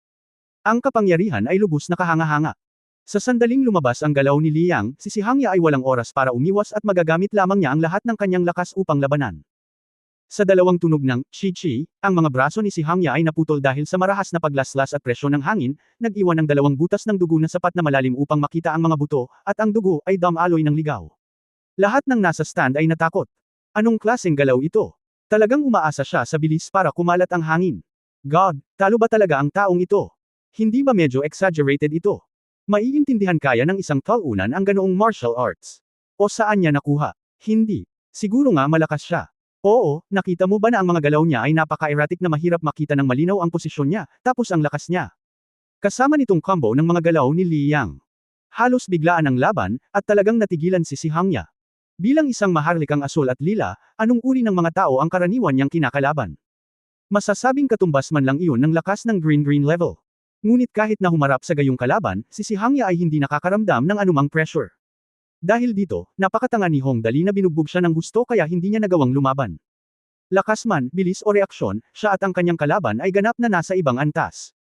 Ni anino ng kalaban hindi mo mahuli. Paano labanan ang gayong labanan? Gustuhin man nating mamatay ng magkasama, walang pagkakataon. Gayunpaman, ang problema ay labis na nabigla si Hangya, ngunit hindi siya kailanman bibigyan ni Liang ng anumang pagkakataon. Sinabi niya na gagamitin niya ang 60% ng kanyang lakas, na talagang nagbigay kay Hangya ng maraming mukha. Sa sumunod na labanan, si Liang ay humahabol sa lahat, gumagalaw ng mali-mali, gumagawa ng mga sorpresang pag-atake mula sa malayo at malapit, paglaslas, at pag-charge pasulong. Mayroong 6 na galaw sa kabuuan na nakaukit sa Chanji Legacy. Gumamit si Liang ng 2 galaw, ngunit si Hangya, na pinigilan na, ay hindi na makalaban. Puwersa. Sa wakas, tumayo si Liang raw sa harap ni Hangya, na ikuyong kaagad ang kanyang mga kamao, at pagkatapos ay ginamit ang pangatlong hakbang. Patumbahin mo na. Bang, bang, bang, bang. Isang suntok na halos mas mabilis pa sa machine gun ang nataman, na isapit ang hangin sa isang bola, at tumama ito sa katawan ni Hangya ng malakas. Ang buong katawan ni Hangya ay gumawa ng nakakadurog na tunog ng pagbitak ng buto. Nang matapos ang round of offensive ni Liang, ang buong katawan ni Hangya ay lamambat na parang putik, at sa wakas ay naging puting liwanag. Patayin sa pamamagitan ng puwersa. Natigilan ang lahat. Si Hangya, itong blue-purple level na nobleman, ay talagang ginahasa hanggang mamatay ng kaharap nitong si Liang. Tama ba ang nabasa ko ngayon lang? Anong klaseng galaw yan? Ang paghampas sa hangin gamit ang iyong kamao at pag-asa sa lakas ng pagsabog ng hangin para patayin ang kalaban. Masyadong nakakatakot. Saan natuto ang talunan na ito ng napakalakas na kasanayan sa militar? O Diyos ko, nakakatakot. Napakalakas nito. Wala akong makitang kapintasan sa kanyang martial arts. Mabilis, makapangyarihan, at nakakapagpabuga ng hangin at makakatama ng mga tao. Paano mo lalabanan ang kanyang martial arts skills? Damn it! Sa mga stand, si Jiang Dongliu at Li Xuancheng ay lubos ding natulala. Ang hanay ng martial arts na ito ni Liang ay hindi pa nakikita o narinig. Saan niya natutunan ang ganitong nakakatakot na martial arts? Kabanata 945, napakasikat na nag-aalis. Ito ay. Tumayo ang balbas ni Jiang Dongliu, ang lalaking ito na nagngangalang Liang, saan niya natutunan ang kanyang martial arts. Ngayon ay wala nang pakialam ang mga tao sa katayuan ni Liang bilang isang talunan. Sa mata ng lahat sa madla, ang lakas ni Liang ay hindi bababa sa kasing taas ng isang purple level na peripheral noble. Hindi pa kasi niya ginagamit ang buong lakas niya, kung hindi, kahit nasa black level na siya, may pag-asa pa rin siya. Kaya naman, mas nakatuon ang atensyon ng mga tao sa kanyang martial arts. Napakalakas ng martial arts. Si Li Xuancheng, ang pinuno ng 5 emperador, ay nagbigay kay Liang ng napakataas na evaluasyon, kung tama ang hula ko, ang asong ito ay dapat ang pinakamalakas sa ilalim ni Hong Dali. Hindi katakatakang si Hong Dali ay napakatahimik at naglakas loob na sumigaw. Lumilitaw ang mga nasasakupan. Well, totoo naman.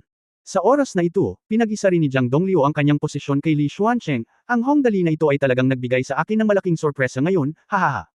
Nagseselos si Li Tianxing kaya halos mabaliw siya. Bakit napakaraming mabangis na lalaki si Hongdali sa ilalim ng kanyang pamumuno? Iyon lang para sa Commerce Department. Pagkatapos ng lahat, ang paggawa ng pera ay hindi lakas ni Li Tianxing. Natural, wala siyang dahilan para ikumpara ang sarili niyang pagkukulang sa kalakasan ng ibang tao. Ngunit ang Hongdali na ito ay madaling talunin ang isang blue-purple level na nobleman sa kahit sinong tanga. Mayroon pa bang makalangit na hustisya? Meron pa bang royal method? Ikaw ang tunay na mayamang ikalawang henerasyon ng mga maharlikang galactic, okay. Ang kanyang ama ay miyembro ng Presbyterian Church, at ang kanyang lolo ay pinuno ng 5 emperador. Pero bakit lagi siyang na-outclass ni Hongdali? Hongdali, niloko mo. Sinigawan ni Li Tianxing si Hongdali, inilabas mo ang pinakamalakas na nasasakupan. Alam ng Diyos kung paano mo nakuha ang subordinate na ito. Hindi ko ito tinatanggap. Hinihiling ko na baguhin mo ang isang tao. Baguhin ang isang tao. Hiniling talaga ni Li Tianxing kay Hongdali na palitan siya. Sa oras na ito, lahat ng nasa court ay hindi makaupo. Pagkatapos ng lahat, ito ay nasa loob ng mga patakaran. Nanalo si Hongdali basta may lumabas. Ito ay totoo. Pero para sa taong kasing lakas ng babaeng ito, masasabi niya lang. Maaaring walang kahit isang ganoong tao sa daan-daang milyong tao, tama ba?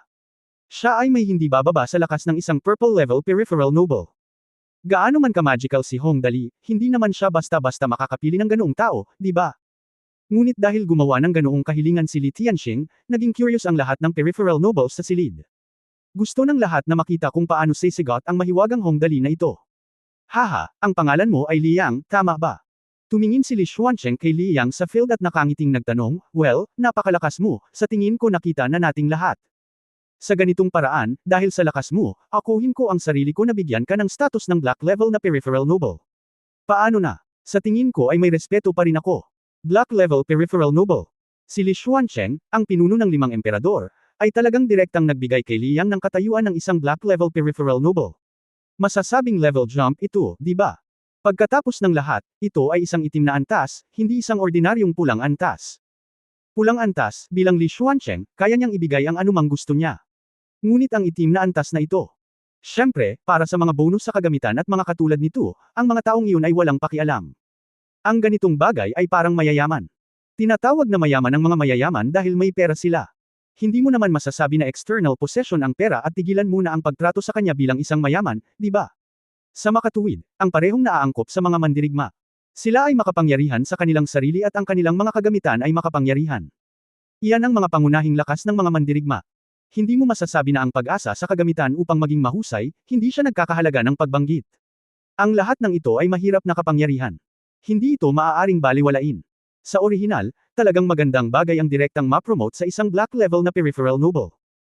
Gayunpaman, narinig ni Jiang Dongliu ang ibang kahulugan sa mga salita ni Li Xuancheng, kaya napakunot ang noo niya at sinabing, "Orderly, hindi ka maaaring lumayo."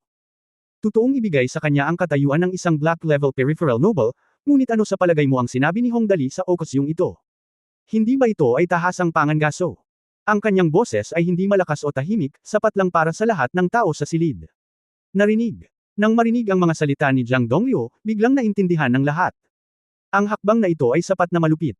Isipin mo na lang, kung magiging black level peripheral noble ang bastard na ito, papayag pa ba siyang maging bastard ni Hongdali? Pagdating ng panahon, susubukan ni Li Xuancheng na manalo sa iba. Ngunit maliwanag na si Li Xuancheng ay nakatakdang mabaigo. Haha, ikaw ay isang black level peripheral noble, hindi direktang sumang-ayon si Li Yang, ngunit nagtanong, kung gayon, kung ikaw ay isang black level peripheral noble, maaari ka pa bang maging allipiers ng Young Master? Matapos marinig ang mga salita ni Li Yang, ang buong audience ay natigilan. Ganap na nawasak. Damn it! Black level peripheral nobles, black level nobles. Ilang itim na antas mayroon ng buong pangunahing lungsod ng Shinra. Ngayong naabot na natin ang antas na ito, bakit gusto mo pa ring maging slot para sa iba? Paano nagiging nakakahumaling ang pagiging dogleg? Ito, si Li Xuancheng ay natigilan din. Hindi niya talaga inaasahan na ang taong ito ay talagang binalak na maging alipin ni Hongdali. Kaya't nagmuni-muni siya saglit at mariing umiling, natatakot akong hindi ito gagana. Oh, kalimutan mo na. Lumingon si Li Yang ng napakasimple, mas mabuting tahimik na lang ako, itutuloy pa ba natin? Lahat ay bumagsak. Para sa kapakanan ng Diyos, ikaw ay isang black level peripheral aristocrat, ikaw ay isang black level. Sa ganoong status, bakit hindi mo naisip na mas mahusay kang maging talunan sa Hongdali? Ang tatlong pananaw ko. Dapat hindi na ako nagising. Sa mga araw na ito, kahit isang talunan sa antas ng itim ay walang halaga. Ilang benepisyo mayroon ito? Anong klaseng magic mayroon itong Hongdali? Mas gugustuhin kong maging isang talunan kaysa sa isang black level na noble. Narinig ni Li Xuancheng ang mga komento mula sa mga tao sa paligid niya. Medyo nahihiya ako. Pagkatapos ng lahat, ang itim na klase ay kumakatawan sa pinakamalakas na grupo sa buong kalawakan, maliban sa mga maharlikang galactic. Kapangyarihan, kayamanan, katayuan, maaari kang magkaroon ng kahit anong gusto mo. Kung ihahambing natin ito sa sinaunang sistemang feudal, ang mga maharlikang galactic ay kabilang sa maharlikang pamilya, at ang mga maharlika sa paligid ay mga ministro ng iba't ibang antas. At ang antas ng itim ay tiyak na antas ng isang opisyal ng unang klase. Sa ganoong pagkakakilanlan, bakit mas masahol pa sa pagiging allipiers ni Hongdali? Ngunit si Li Xuancheng ay isang matandang soro kung tutuusin. Iminulat niya ang kanyang mga mata at mabilis na kinuha ang ideya sa kanyang isip. Humalaklak siya at sinabing, well, kung sasabihin ko na pagkatapos mong maging black level na tao, maaari kang magpatuloy na maging alipin ni Hongdali, papayag ka ba? Ah, okay lang. Naisip ito ni Liang ngayon, okay lang yan. Haha, okay. Kung ganoon, ayos na. Direktang sumang-ayon si Li Xuancheng, Liang ang pangalan mo, young man people, dahil isa kang black level peripheral noble, ano ang gusto mong sabihin? At least, ipakilala mo ng maayos. Ang pagpapakilala sa sarili ay natural na isang piraso ng cake. Itinaas ni Liang ang kanyang ulo at malakas na sinabi, kumusta, sa lahat. Ang pangalan ko ay Liang, ang aking libangan ay Hangul, ang aking espesyalidad ay Hangul, at ang aking karera ay Hangul. Napatulala ang lahat sa audience. Okay lang bang magpakilala? Siyempre, sa pagharap sa nakaraang pagganap ni Liang, ang mga tao ay hindi na maaaring tumawa kahit na gusto nila. Ang Liang na ito ay isang karakter. Napaka-enthusiastic niya sa pagiging doglegger. Sino ang mga taong nasa ilalim ng utos ni Hongdali? Ngunit hindi na yun mahalaga. Pagkatapos ng lahat, sa sitwasyong ito, lakas ang huling salita. Kapag hindi mo tinanggap, bubugbugin kita hanggang sa tanggapin mo. Sa mga nakatayo, matamis na ngumiti si Tang Moxon at sinabing, dali, itong Liang ay katulad pa rin ng dati, hehe. Haha, nasa black level din ang lalaking ito ngayon, not bad, hehe. Hinawakan ni Hongdali ang kanyang baba, speaking of which, kung lahat kayo ay black level, hindi ba kayo magiging sikat kapag lumabas kayo? Siyempre, nakangiting tumango si Lin Nianwei, siguro sikat na sikat ito. Pagkatapos ay lumitaw ang ganoong eksena sa isip ng lahat. Nagsuot ng gintong windbreaker si Hongdali. Pagkatapos lumabas, sinundan siya ng isang grupo ng mga black level peripheral nobles. Nang makita nila siya, yumuko silang lahat at sabay-sabay na nagsabi, kumusta, young master? Ano? Ang impyerno. Nakakakilig na nakakalipad, okay. Pagkatapos, habang iniisip ito ng lahat, ngumiti si Li Xuancheng at sinabing, Liang, well, dahil gusto mong maging doglegger, hindi kita pipilitin na gumawa ng anuman, ngunit mayroon din akong maliit na kahilingan. Dahil ikaw ay isang peripheral noble ng black level, hindi ka maaaring makipagkompetensya sa susunod na kompetisyon. Kailangan mong magbago ng iba, kung hindi, madali para sa iba na sabihin na ikaw ay nananakot. Well, ang itim na antas ay tinatalo ang asul at lila na antas sa likod. Isa talagang malaking bully, hindi mabait. Huminga ng malalim ang lahat sa audience. Si Liang ay sa wakas ay natalo ni Li Xuancheng, at ang susunod na nangyari ay magiging isang magandang palabas. Maaari bang maglabas ang mahiwagang Hongdali na ito ng isa pang makapangyarihang figure para lumahok sa kasunod na kompetisyon? O sa wakas ay mamamatay na siya ng personal? Ah, hindi ako makakalaban. Lumingalinga si Liang sa paligid, at sa wakas ay nagtanong ng mabuti, sigurado ka bang gusto mong baguhin ang isang tao? Medyo hindi mapakali ang ekspresyon niya, at hindi niya alam kung ano ang ginagawa niya. Mag-alala kung ano. Well, syempre. Ngumiti si Li Xuancheng na parang matandang soro, walang paghahambing. Hehe, natatakot ka ba? Sa tingin mo ba ay para sa wala ang itim na antas na ito? Pagkatapos tanggapin ang aking mga benepisyo, natural na gagawa ka ng mga bagay para sa akin. Sa pagkakataong ito, ikaw, ang pinakamalakas, ay nakamit na ang iyong wakas. Malapit ka nang magpakita. Gaano ka man katatag, gaano ka katatag. Nasa likod ko pa rin ang pinakamalakas na black and white level. Kung gayon, muling tanong ni Liang, paano kung ang kapalit ay manalo din, nasa black level pa ba siya? Ito. Nag-alinlangan si Li Xuancheng sa pagkakataong ito. Kung nanalo siyang muli, nasa black level pa rin siya, hindi ba? Ngunit nag-aatubili si Yu Dao na hayaan ang kanyang anak na hindi matrap ang lobo, at nag-aatubili siyang hindi matrap si Hongdali sa black level. Kinagat ni Li Xuancheng ang kanyang mga ngipin at sinabing, oo. Okay, agad na sabi ni Liang happy, tumalikod siya at sumigaw kay Hongdali, young master, maraming black level quota dito. Limitado ang bilang. Kailangan mong makuha ito ng mabilis. Kung huli na, natatakot ako na wala na. Hongdali, okay, naiintindihan ko. Pagkatapos nito, casual na pinunasan ni Liang ang kanyang buhok at direktang tumingin sa audience, walang sinuman ang kwalipikadong maging alipin ng Young Master. Tapos na ang mission, bumaba muna tayo, kiss, and see you later, ha ha ha ha. Kabanata 946 na bato, gunting, papel. Hindi lahat ay kwalipikadong maging alipin ng Young Master. Sa sandaling natapos ni Liang ang pagsasalita ng mga napakagandang salita na ito, tumahimik ang buong audience. Ano ang ginagawa nitong Hongdali? Paano magiging dominante ang isang random na asong babae? Paano ang tungkol sa hindi pang-aapi sa ibang tulad mo? Bastos ba talaga ang taong ito? Sobrang lakas, sobrang lakas. Ganito lang, black level. Ito ay dapat ang pinakamalakas sa ilalim niya, ito ay dapat. Itong Liang kung bababa ka, natatakot ako na hindi ito magiging madali mamaya. Tama ba? Mahirap sabihin. Hindi ka ba nakinig sa sinabi niya? Marami pa ring black level na kota. Limitado ang bilang at kailangan mong magmadali. Ito ang ritmo ng mga walang awa na tao. Siya hindi ba ibig sabihin na ganoon pa rin ang lakas ng mga tauhan ni Hongdali? Hindi ba ito kakilakilabot? Wala na, talagang wala na. Lahat ng nasa stand ay nag-uusap, chairman. Sa kabilang panig ng entablado, tumitibok ang puso ni Li Xuancheng habang nakikinig. Sa ibig sabihin ni Liang, hindi ba siya ang pinakamalakas? Hindi kaya may mas makapangyarihang lalaki si Hongdali. Hindi naman masyadong exaggerated di ba? Ang itim na antas ay hindi isang malaking bagay. Pagkatapos ay alam niya na siya ay mali, at ito ay napakamali. Dahil ang boses mula sa gilid ni Hongdali ay biglang dumating, maingay.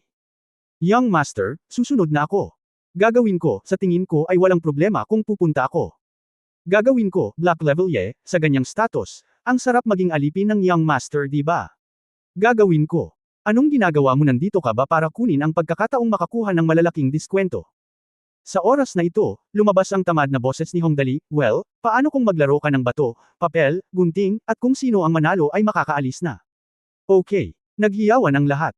Kaya habang ang lahat sa audience ay natulala, isang malaking grupo ng mga tao sa Hongdali ang sumigaw ng malakas, bato, gunting. Papel, bato, gunting, papel, bato, gunting, papel. Bueno, sumisigaw ang ilan sa mga taong ito.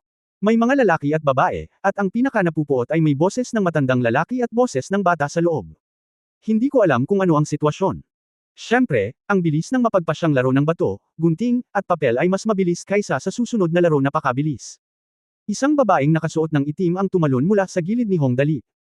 Pagdating niya sa gitna ng field, nagunat siya ng maganda, at pagkatapos ay masayang sinabi, ang swerte ko, hehe. Sumama ang dog-legged Christina ng Young Master, sino ang susunod na magtatapos?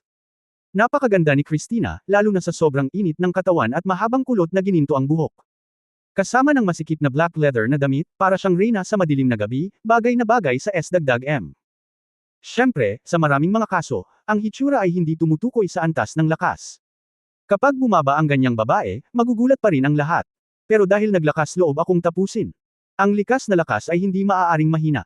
Kaya sa pagkakataong ito ang Blue-Purple Leveler ay bumaba na may napaka-solemn na ekspresyon, itong round. Ikaw ang lalaban kapalit ni Hongdali, tama ba? Ah, tama na. Ngumiti si Christina at tumango, eto na, matagal na talaga akong walang nagawa. Please give me some advice. Dahil alagad siya ni Lao Wang, madalas siyang nagsasanay kamakailan. Nalaman din niya ang tungkol sa parehong anim na galaw sa Tianji Relics, kaya. Sa madaling salita, napakalakas ng kanyang kasalukuyang lakas. Sa panahon ngayon, napakayaman ni Hongdali. Bago magsimula ang pagsubok sa pag-promote, binigyan ni Hongdali ang bawat isa sa mga natalo na ito ng isang set ng mga dekalidad na hiyas. Hindi banggitin ang pagdaragdag ng 13 sa dalawahang katangian, kahit man lang pagdaragdag ng 10 hanggang 11 sa isang katangian ay walang problema. Kasama ng martial arts sa Carving of Heavenly Secrets, ang dog-legged aura, at ang natural na kakayahan ni Christina. In short, walang talent si Hongdali dito. Well, tama iyan, ngumiti si Christina, kung gayon, gawin natin ito ngayon. Okay. Sa reputasyon ng pagiging isang tunay na mandirigma, naging matagumpay si Hongdali, kahit na tumawag siya ng isang aso upang makipagkompetensya. Walang mag-iisip na sobra na ito ngayon. Kaya't ang asul lilang level na maharlika ay nakahanda, ang kanyang mga mata ay nakatutok sa mga mata ni Christina. Magsisimula na ang labanan. Sa sandaling kumilos si Christina, agad na binalot ng dilim ang buong gitna ng venue. Walang sinuman sa madla ang malinaw na nakakakita sa kung ano ang nangyayari sa loob, at tanging mga alon ng muffled na huni ang naririnig. Si Hongdali ay isang napakasamang tao. Nag-embed siya ng ilang energy gems kay Christina, kaya tumaas din ang kanyang mga kakayahan. Kaya nang mawala ang itim na ambon sa venue, muling nabuhay ang blue-purple level peripheral noble. Naklik. Natigilan ang lahat sa audience. Isa pang mabangis na lalaki ang lumabas. Ang isang ito ay talagang isang may kakayahang gumagamit. Isang taong may maitim na kakayahan. Diyos, anong klaseng tao itong mga tauhan ni Hong Dali? Hindi ba masyadong malupit ito? Talagang dark attribute user siya. Natigilan din si Li Xuancheng. Alam mo, bilang pinuno ng 5 emperador, si Li Xuancheng ay natural ding isang esper, at ang kanyang kakayahan ay napakalakas siya ang esper ng Soul Bottle Stone. Sa madaling salita, ang kakayahan ni Li Xuancheng ay maaaring ilagay ang sinuman sa isang bote na nilikha niya mula sa manipis na hangin. Nang huhuli man ito ng tao, umaatake o nagtatanggol, super powerful siya. Si Jiang Dongliu mismo ang maaaring magbukas ng pinto ng espasyo, ngunit sa harap ng kakayahan ng bote ni Li Xuancheng, hindi nakatakas si Jiang Dongliu mula sa bote. Kaya naman si Li Xuancheng, ang pinuno ng 5 emperador, ay nang-ahas na hamanin si Jiang Dongliu ng ganito. Ngunit ngayon ay mayroon talagang isang taong may kakayahan sa panig ni Hong Dali, at sila ay maitim na kakayahan pa rin. Sa totoo lang, hindi pa nakita ni Li Xuancheng ang gayong mga kakayahan. Ang maitim na kakayahan ay maaaring kabilang na sa pinakabihirang uri ng kakayahan. Ang mga tauhan ni Hong Dali ay talagang napakalakas. Si Jiang Dongliu ay mukhang seryoso, dalawa lang sa kanila ang madaling talunin ng asul at lila na antas. Ito ay talagang sobra-sobra. No wonder na pabuntong hininga siya. Ang pagganap ni Hong Dali ngayon masyadong abnormal ang pagganap. Hindi banggitin ang net profit margin na higit sa 5,500, ang talento sa negosyo ay nagsasangkot pa rin ng ilang swerte. Ngunit sa kompetisyong ito sa pagitan ng mga mandirigma, ang dalawang random na tao ba ay magkakaroon ng ganoong lakas? At parang hindi ito ang ultimate strength niya. May mas malakas at mas makapangyarihan ba sa hinaharap? Dali, ang bastard na iyon, sabi ni Jiang Chenzo na may nakakasilaw ng ngiti, talagang binigyan mo ako ng malaking away ngayon, napakasaya ko. Masasabing pumunta rito si Li Xuancheng para ipakita ang kanyang kapangyarihan ngayon, ngunit bilang resulta, pagkatapos niyang makilala si Hong Dali, ano pa ang sasabihin? Huwag kang magpanggap na call, kung hindi, tamaan ka ng kidlat. Nasa black level din ba ako ngayon? Tumingin si Christina sa rostrum, mayroon kang mataas na katayuan, kailangan mong tuparin ang iyong salita at huwag talikuran ang iyong utang. Well, bilang isang babae, lalo na ang isang magandang babae, mahirap talagang pigilan ang pag-arte ng may pagkakoketish. Kahit papaano ay hindi napigilan ni Li Xuancheng. Tumanggo lang siya at sumang-ayon, well, totoo. Siyempre totoo ang sinabi ko. Pero matandang maharlika pa rin ako. Dahil nasa black level ka na, hindi ka na makakasali sa mga susunod na kompetisyon. Hindi pa rin ako naniniwala. Gaano karaming mga tao ang maaari mong makamit? Kaya tuwang-tuwa si Christina at bumalik sa stand, at sinimulan muli ni Hong Dali ang bato, papel, gunting upang magpasya kung sino ang susunod na maglalaro. Bato, gunting, papel. Bato, gunting, papel. Bato, gunting, bato, papel, gunting. Gunting, papel. Maya-maya, may sumalubong na naman, sa pagkakataong ito ay isang binatang pulang buhok ang sumulpot. Pagkalabas niya sa field, nagpahayag siya ng malaking kasiyahan sa kanyang swerte, well, kaninong turn ang susunod? Dugong demonyo. Talagang walang kwentang tao. Bilang isang ordinaryong tao na walang anumang kakayahan, nagawa niyang maging isa sa 4 na emperador sa huli. Walang duda sa lakas ng dugong demonyo. Makikilala kita. Sumigaw ang isang boses, at isang figure ang tumalon sa parang isang paniki. Pagkatayo niya, agad niyang ikinuyom ang kanyang mga kamao at sinabing, ako si Lei Ganghao, tuturuan kita ng ilang matalinong pandaraya. Okay. Sumang-ayon ang dugong demonyo at nagsimulang maghanda ng direkta. Gaya ng nasabi na natin, ang demonyong may dugo ay isang taong gumagawa lamang at hindi nagsasalita ng kalokohan. Sa kanyang mga credo sa buhay, palagi niyang sinusunod ang prinsipyo ng pagpatay muna sa kalaban bago magsalita tungkol sa kung ano paman. Nang makilala niya si Hong Dali sa unang pagkakataon, agad na binali ng dugong demonyo ang leeg ni Hong Dali nang hindi man lang nagsasalita ng walang kaparirikan. Siyempre, si Hong Dali, isang pervert, ay hindi natatakot dito, kaya ang dugong demonyo ay naging subordinate ni Hong Dali. Ngunit dahil hindi natatakot si Hong Dali ay hindi nangangahulugan na ang iba ay hindi natatakot, lalo na't ang dugong demonyong ito ay kabilang sa mga uri ng mga tao na para sa kanila ay bangkay lamang ang pinakaligtas. Bilang isang mamamatay na may 4 na antas ng hari, ang pinakamalaking tampok ng kakayahan ng dugong demonyo na mabuhay hanggang ngayon ay ang mga patay ay walang panganib. Kaya nang magsimula siyang kumilos, ginamit niya ang lahat ng kanyang lakas, huminga ng malalim, tinapik ang kanyang mga daliri sa paa, at pagkatapos ay ang kanyang buong katawan ay lumutang sa hangin, nakatayo sa langit. Ang lihim ng langit ay inukit, Wukongbo. Ito ay. Nang makita ang hitsura ng dugong demonyo, lahat ng tao sa audience ay nagulat. Ang taong ito ay talagang tumapak sa hangin. Paano ito posible? Natigilan si Li Xuancheng, kaya niya talagang tumayo sa hangin. Lahat ng nasa audience ay natigilan, at si Lei Ganghao, nakasali sa labanan, ay natigilan din. Wala pa siyang nakitang kalaban na tulad ni Wu Ji na kayang tumayo sa ere. Malambing na sabi ng dugong demonyo, ngunit bastos ang kanyang mga paa. Ang kanyang mga galaw ay napakabilis, at sa isang kisap mata, 6 na laslas ang pumutol sa hangin, na tumama kay Li Ganghao sa field. Dapat sabihin na ang dugong demonyo ay talagang isang tao na ipinanganak upang maging isang mamamatay. Ang opens ibong ito ay tuloy-tuloy, nang walang anumang paghinto, at si Li Ganghao ay nadiin ng husto na halos wala na siyang puwang para makahinga. Ang taong ito ay isang mapurol na lang. Magagamit niya ang alinman sa 6 na galaw sa Chanji Legacy, Lamambot, Slash, Hard, Martial Art Step, Strike, at Dash. Maaaring gamitin ng demonyong may dugo ang anumang makakaya niya. Kaya niyang gawin ang kahit ano. Hindi man lang nagkaroon ng pagkakataong lumaban si Li Ganghao, naging puting liwanag lang siya at nawala. Kabanata 947, ang nakakatakot na bastards. Hanggang sa ipinadala ang kalaban sa punto ng muling pagkabuhay na sa wakas ay nagpakita ng ilang ekspresyon ang dugong demonyo. Sumalo daw siya sa rostream at nagtanong, maaari din ba akong ma-promote sa black level? Born killer talaga ang lalaking ito. Pinahirapan niya ang kanyang mga kalaban hanggang sa mamatay nang walang kahit isang ekspresyon. Oo. Si Li Xuancheng ay ganap na hindi nakaimik. Ngayong nailabas na ang kanyang mga salita, hindi na niya ito maibabalik kahit na gusto niya. Nakangiting tumanggo lang siya, well, congratulations sa batang ito sa kanyang matagumpay na promosyon sa Black Level Peripheral Nobles. Hindi nakakagulat na siya ay nalulumbay, ang Black Level Peripheral Nobles, galaksi ang marangal na punong tanggapan ay nangangailangan ng maraming mapagkukunan. Bagamat ang mga mapagkukunang ito ay hindi kailangang ibigay ng sarili, katumbas ito ng direktang ibigay sa Hongdali. Ibig sabihin, tinutulungan niya ang kanyang mga kalaban sa paglinang ng mga talento. Ngunit sa kanyang katayuan, imposibleng masira ang kanyang pangako, kaya't wala siyang pagpipilian kundi ang hindi pumayag. Kaya lang, isa pang Black Level Peripheral Noble ang isinilang. Lahat ng nasa kinatatayuan ay tuluyang nabasag. Gamit ang kasanayang ito, si Hongdali ay may 3 pang Black Level na Peripheral Noble Scoundrel sa paligid niya. Kung isasama mo si Haman, ang Black Level Peripheral Noble na darating noon, mayroon na ngayong 4. Ako, hindi ko na matiis. Ngayon ay may 4 na Black Level na bastard. 4 Black Level na bastard. This world is so crazy. Itong Hongdali, paano siya magiging napakaswerte? Bakit napakaswerte niya? Napakaraming malalakas na tao sa paligid niya. Ayon sa impormasyon, hindi ba siya isang country bumpkin na kagagaling lang sa isang rural planeta? Paano kaya? Napakalakas niya. Ilang malakas na tao ang nasa likod niya.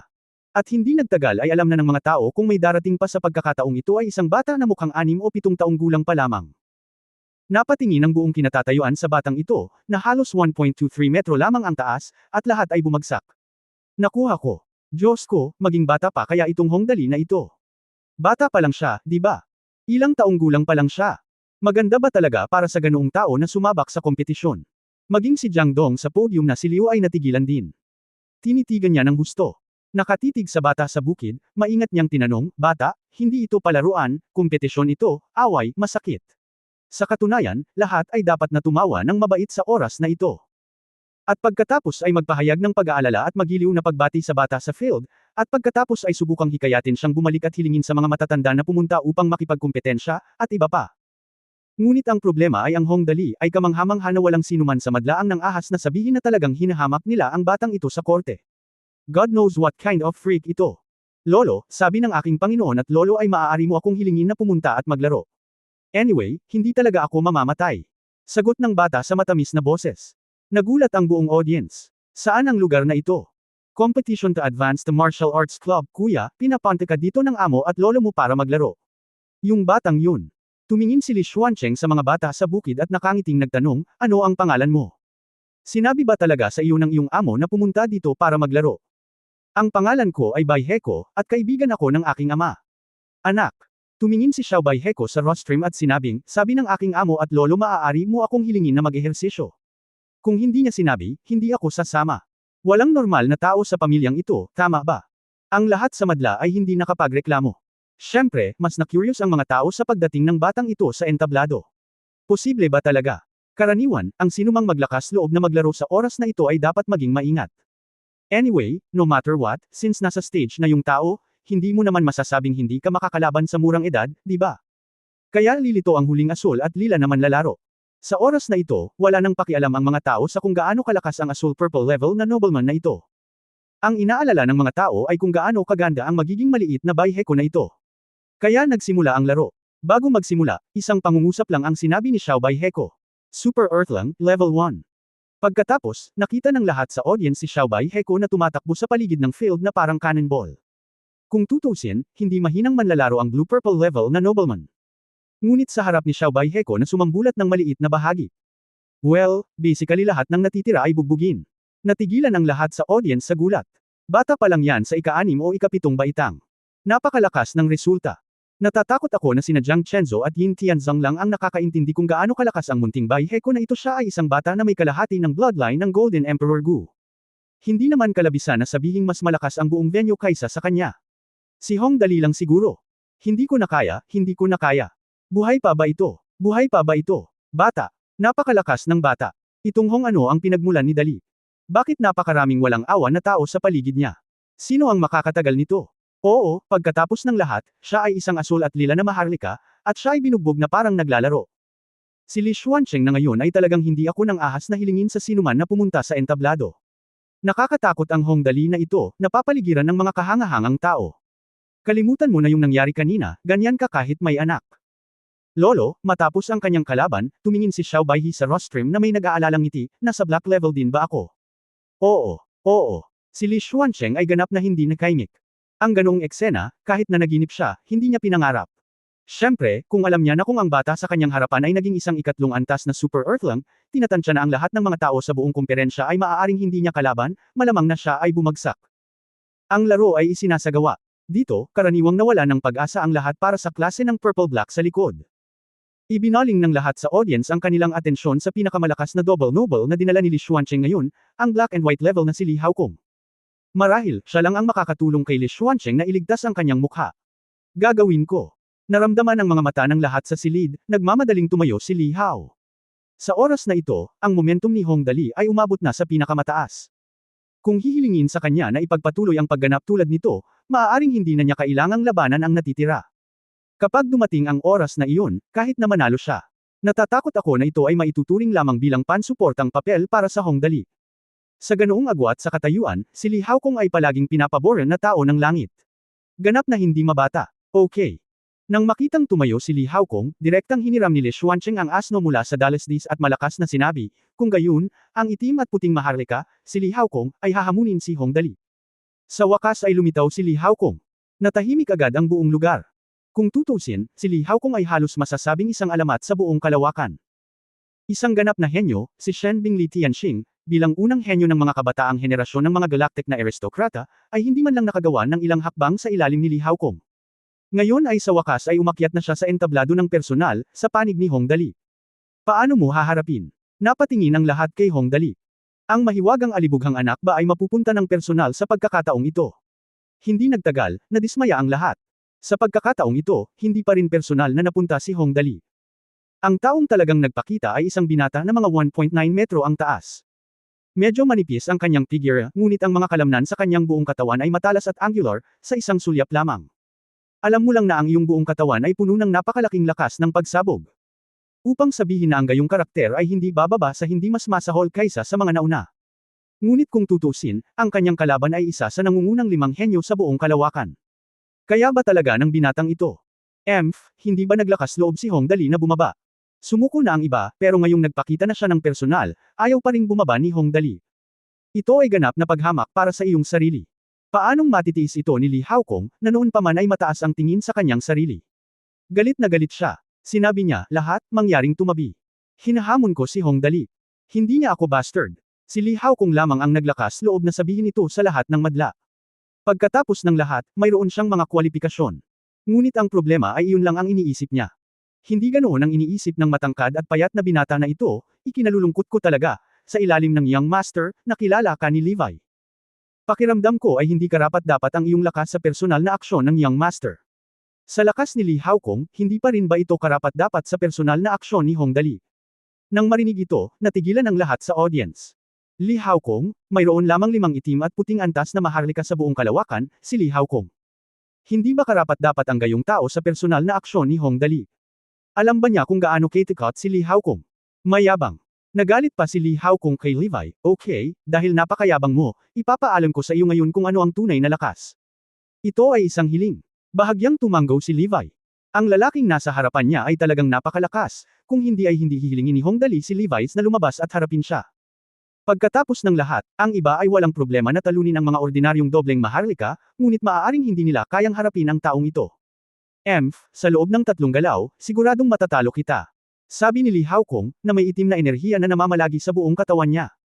Isang taong nakakaalam ng katotohanan sa eksena ay agad na sumigaw, madilim na enerhiya, madilim na enerhiya. Si Li Haokong talaga ay gumamit ng madilim na enerhiya. Diyos, ang kanyang madilim na enerhiya ay umabot na ba sa 3 antas? Oo, siya ay talagang isang sobrang henyo. Naabot na niya ang 3 antas ng dark energy. Nakakamangha. Grado. Ang unang antas ay pangangalap ng enerhiya. Sa yugtong ito, ang madilim na enerhiya ay maaari lamang gamitin upang balutin ang isang maliit na bahagi ng katawan. Ang black level na noble na si Ruthless na natalo si Levi sa isang galaw bago ay nasa yugtong ito. Ang pangalawang antas ay malakas. Sa yugtong ito, maaaring takpan ng madilim na enerhiya ang buong katawan at palakasin ang mga kakayahan sa pag-atake at pagtatanggol ng buong katawan. Para sa mga ordinaryong black level na peripheral noble, kung magsasanay sila ng higit sa 30 taon, maaaring maabot ng mga henyo ang antas na ito. Ang 3 antas ay ang pagpapalabas ng enerhiya. Sa yugtong ito, ang madilim na enerhiya ay inilabas at bumubuo ng sarili nitong domain. Sa larangang ito, malinaw na malalaman ang lahat ng kilos ng kalaban. Ang pinakamataas na antas, enerhiya ng pakiramdam. Sa yugtong ito, mararamdaman mo ang lahat ng madilim na enerhiya sa loob ng 100 milya ng universo. Maging ito ay pagkakasala, pagtatanggol o kontrol, maaari kang makaramdam na parang isang pato sa tubig. Ngayon ay gumamit si Li Haokong ng level 3 dark energy sa sandaling pumasok siya sa arena, na nagpapakita na siya ay tunay na galit. Kabanata 948, Watershed. Siyempre, ang madilim na enerhiya ay isang magandang bagay para sa iba. Pagkatapos ng lahat, sa kalawakan, tanging ang mga black level na peripheral nobles ang maaaring magsanay nito. Hindi naman bihira ang bagay na ito, tutal ang sekretong libro ay ibinebenta rin ng mga maharlikang galactic. Ang pangunahing problema ay ang bagay na ito ay nangangailangan ng isang mahirap na tagapagpahiwatig ng lakas at mabilis na reaksyon. Ang lahat ng 3 mga katangian ay lumampas sa 500. Kung ang tagapagpahiwatig na ito ay hindi naabot, gaano man katalento, hindi mo magagawang linangin ang madilim na enerhiya higit sa lahat dahil ang bagay na ito ay maaari lamang makaramdam ng pagkakaroon ng madilim na enerhiya kung ang mga katangian nito ay naabot. Ito ay katulad ng matematika. Kung hindi mo pa alam ang karagdagan, pagbabawas, pagpaparami at paghahati, kung paano matutunan ang mga equation ay parehong prinsipyo. Kaya ngayon nang makita nila si Li Haokong na gumagamit ng dark energy, na nasa 3 antas, nasasabik ang lahat sa audience. Pagkatapos ng lahat, kung ang isa ay maaaring magsanay ng madilim na enerhiya ay isang watershed. Ang kapangyarihan ng bagay na ito ay malayo sa imahinasyon ng mga tao. Ang mga ordinaryong mandirigma ay umaasa sa madilim na enerhiya upang magkaroon ng kumpiyansa na hamonin ang mga gumagamit ng kakayahan. Maaaring isipin ng isang tao kung gaano kalakas ang madilim na enerhiya. Level 3 Dark Energy. Nakaharap kay Li Haokong, na gumamit ng Level 3 Dark Energy sa simula, bahagyang ngumiti si Levi, at pagkatapos ay sumigaw ng malakas, 600%. Shiche. Puno ng sigla ang katawan ni Levi. Ang mga kalamnan ay namimilipit. Ito ang kanyang kakaibang kakayahan na kontrolin ang lakas ng kalamnan ng kanyang buong katawan. Direktang ginamit ni Li Haokong ang kanyang dark energy, kaya natural na kailangang gamitin ni Levi ang kanyang mga espesyal na kakayahan. Gayunpaman, sa pagkakataong ito ang kanyang 600% na pinalakas na mga kalamnan ay tila iba sa nakita noon ni Hong Dali at ng iba pa. Young Master, curious na sabi ni Liang sa kinatatayuan, ang mga kalamnan ni Brother Levi ay lumakas ngayon, at tila iba na ito sa dati. Well, iba ito. Tiningnan ito ng mabuti ni Hong Dali, mukhang mas maganda ito kaysa dati. Mas payat. Noong 400 o 500% siya, mukha siyang tangke, pero ngayon parang mas malakas lang siya. No wonder. Sinabi yun ni Hong Dali. Ang kaninang pagpapalakas ng kalamnan ni Levi ay sobrang nakakatakot ang buong katawan niya. Pero sa pagkakataong ito, pero mas malakas lang ito ng kaunti kaysa dati, at mas malaki lang ng kaunti ang buong katawan. Mula nang matalo siya kay Noble Ruthless, nag-concentrate si Levi sa pagsasanay. Nang maglaon, nakuha niya ang Secret Book of Dark Energy. Matapos pagsamahin ang dalawa, ang kanyang muscle control ay mas pinigilan kaysa dati, ngunit ang kanyang kapangyarihan ay 3 beses na mas malakas. Sa mga stand, nakita ng lahat ang hitsura ni Levi at sunod-sunod na nagkomento, tingnan mo. Anong uri ng kakayahan ito? Ang kanyang mga kalamnan ay tila mas malakas kaysa dati, at sila ay medyo itim. Hindi ko alam kung ano ang nangyayari. Ano?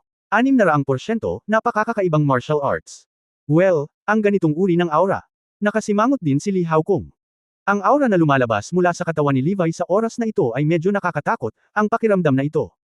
Talagang hindi pa ito naramdaman ni Li Haokong. Magpanggap na multo. Sa malamig na sigaw, direktang sinuntok siya ni Li Haokong, sumambulat ang madilim na aura sa buong katawan niya, at sinuntok niya ang dibdib ni Levi ng isang dumadagandong na suntok. Eksaktong gusto ko. Tumawa si Levi's, at nagtaas din ng kamao para salubungin ang kamao ni Li Haokong. Boom! Isang mahinang boses ang tumunog. Sa pagkakataong ito ay isang mahirap na laban. Magkapantay silang dalawa at sabay na umatras ng 3 hakbang. Sandali. Natigilan ang lahat ng peripheral nobles sa audience. Ang 600% martial arts skill na ito ay talagang makakalaban sa dark energy ni Li Haokong nang hindi nahuhuli.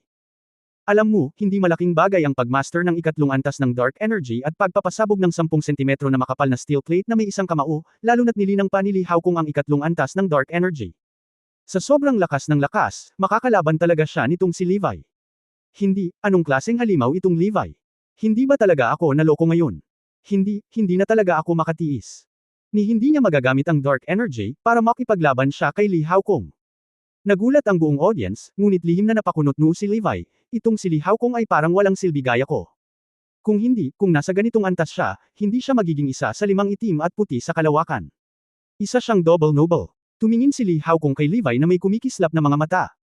Hindi niya talaga ginamit ang buong lakas niya. Pagkatapos ng lahat, paano magkakaroon ng kaunting lakas ang isang taong pinahahalagahan ni Li Xuancheng?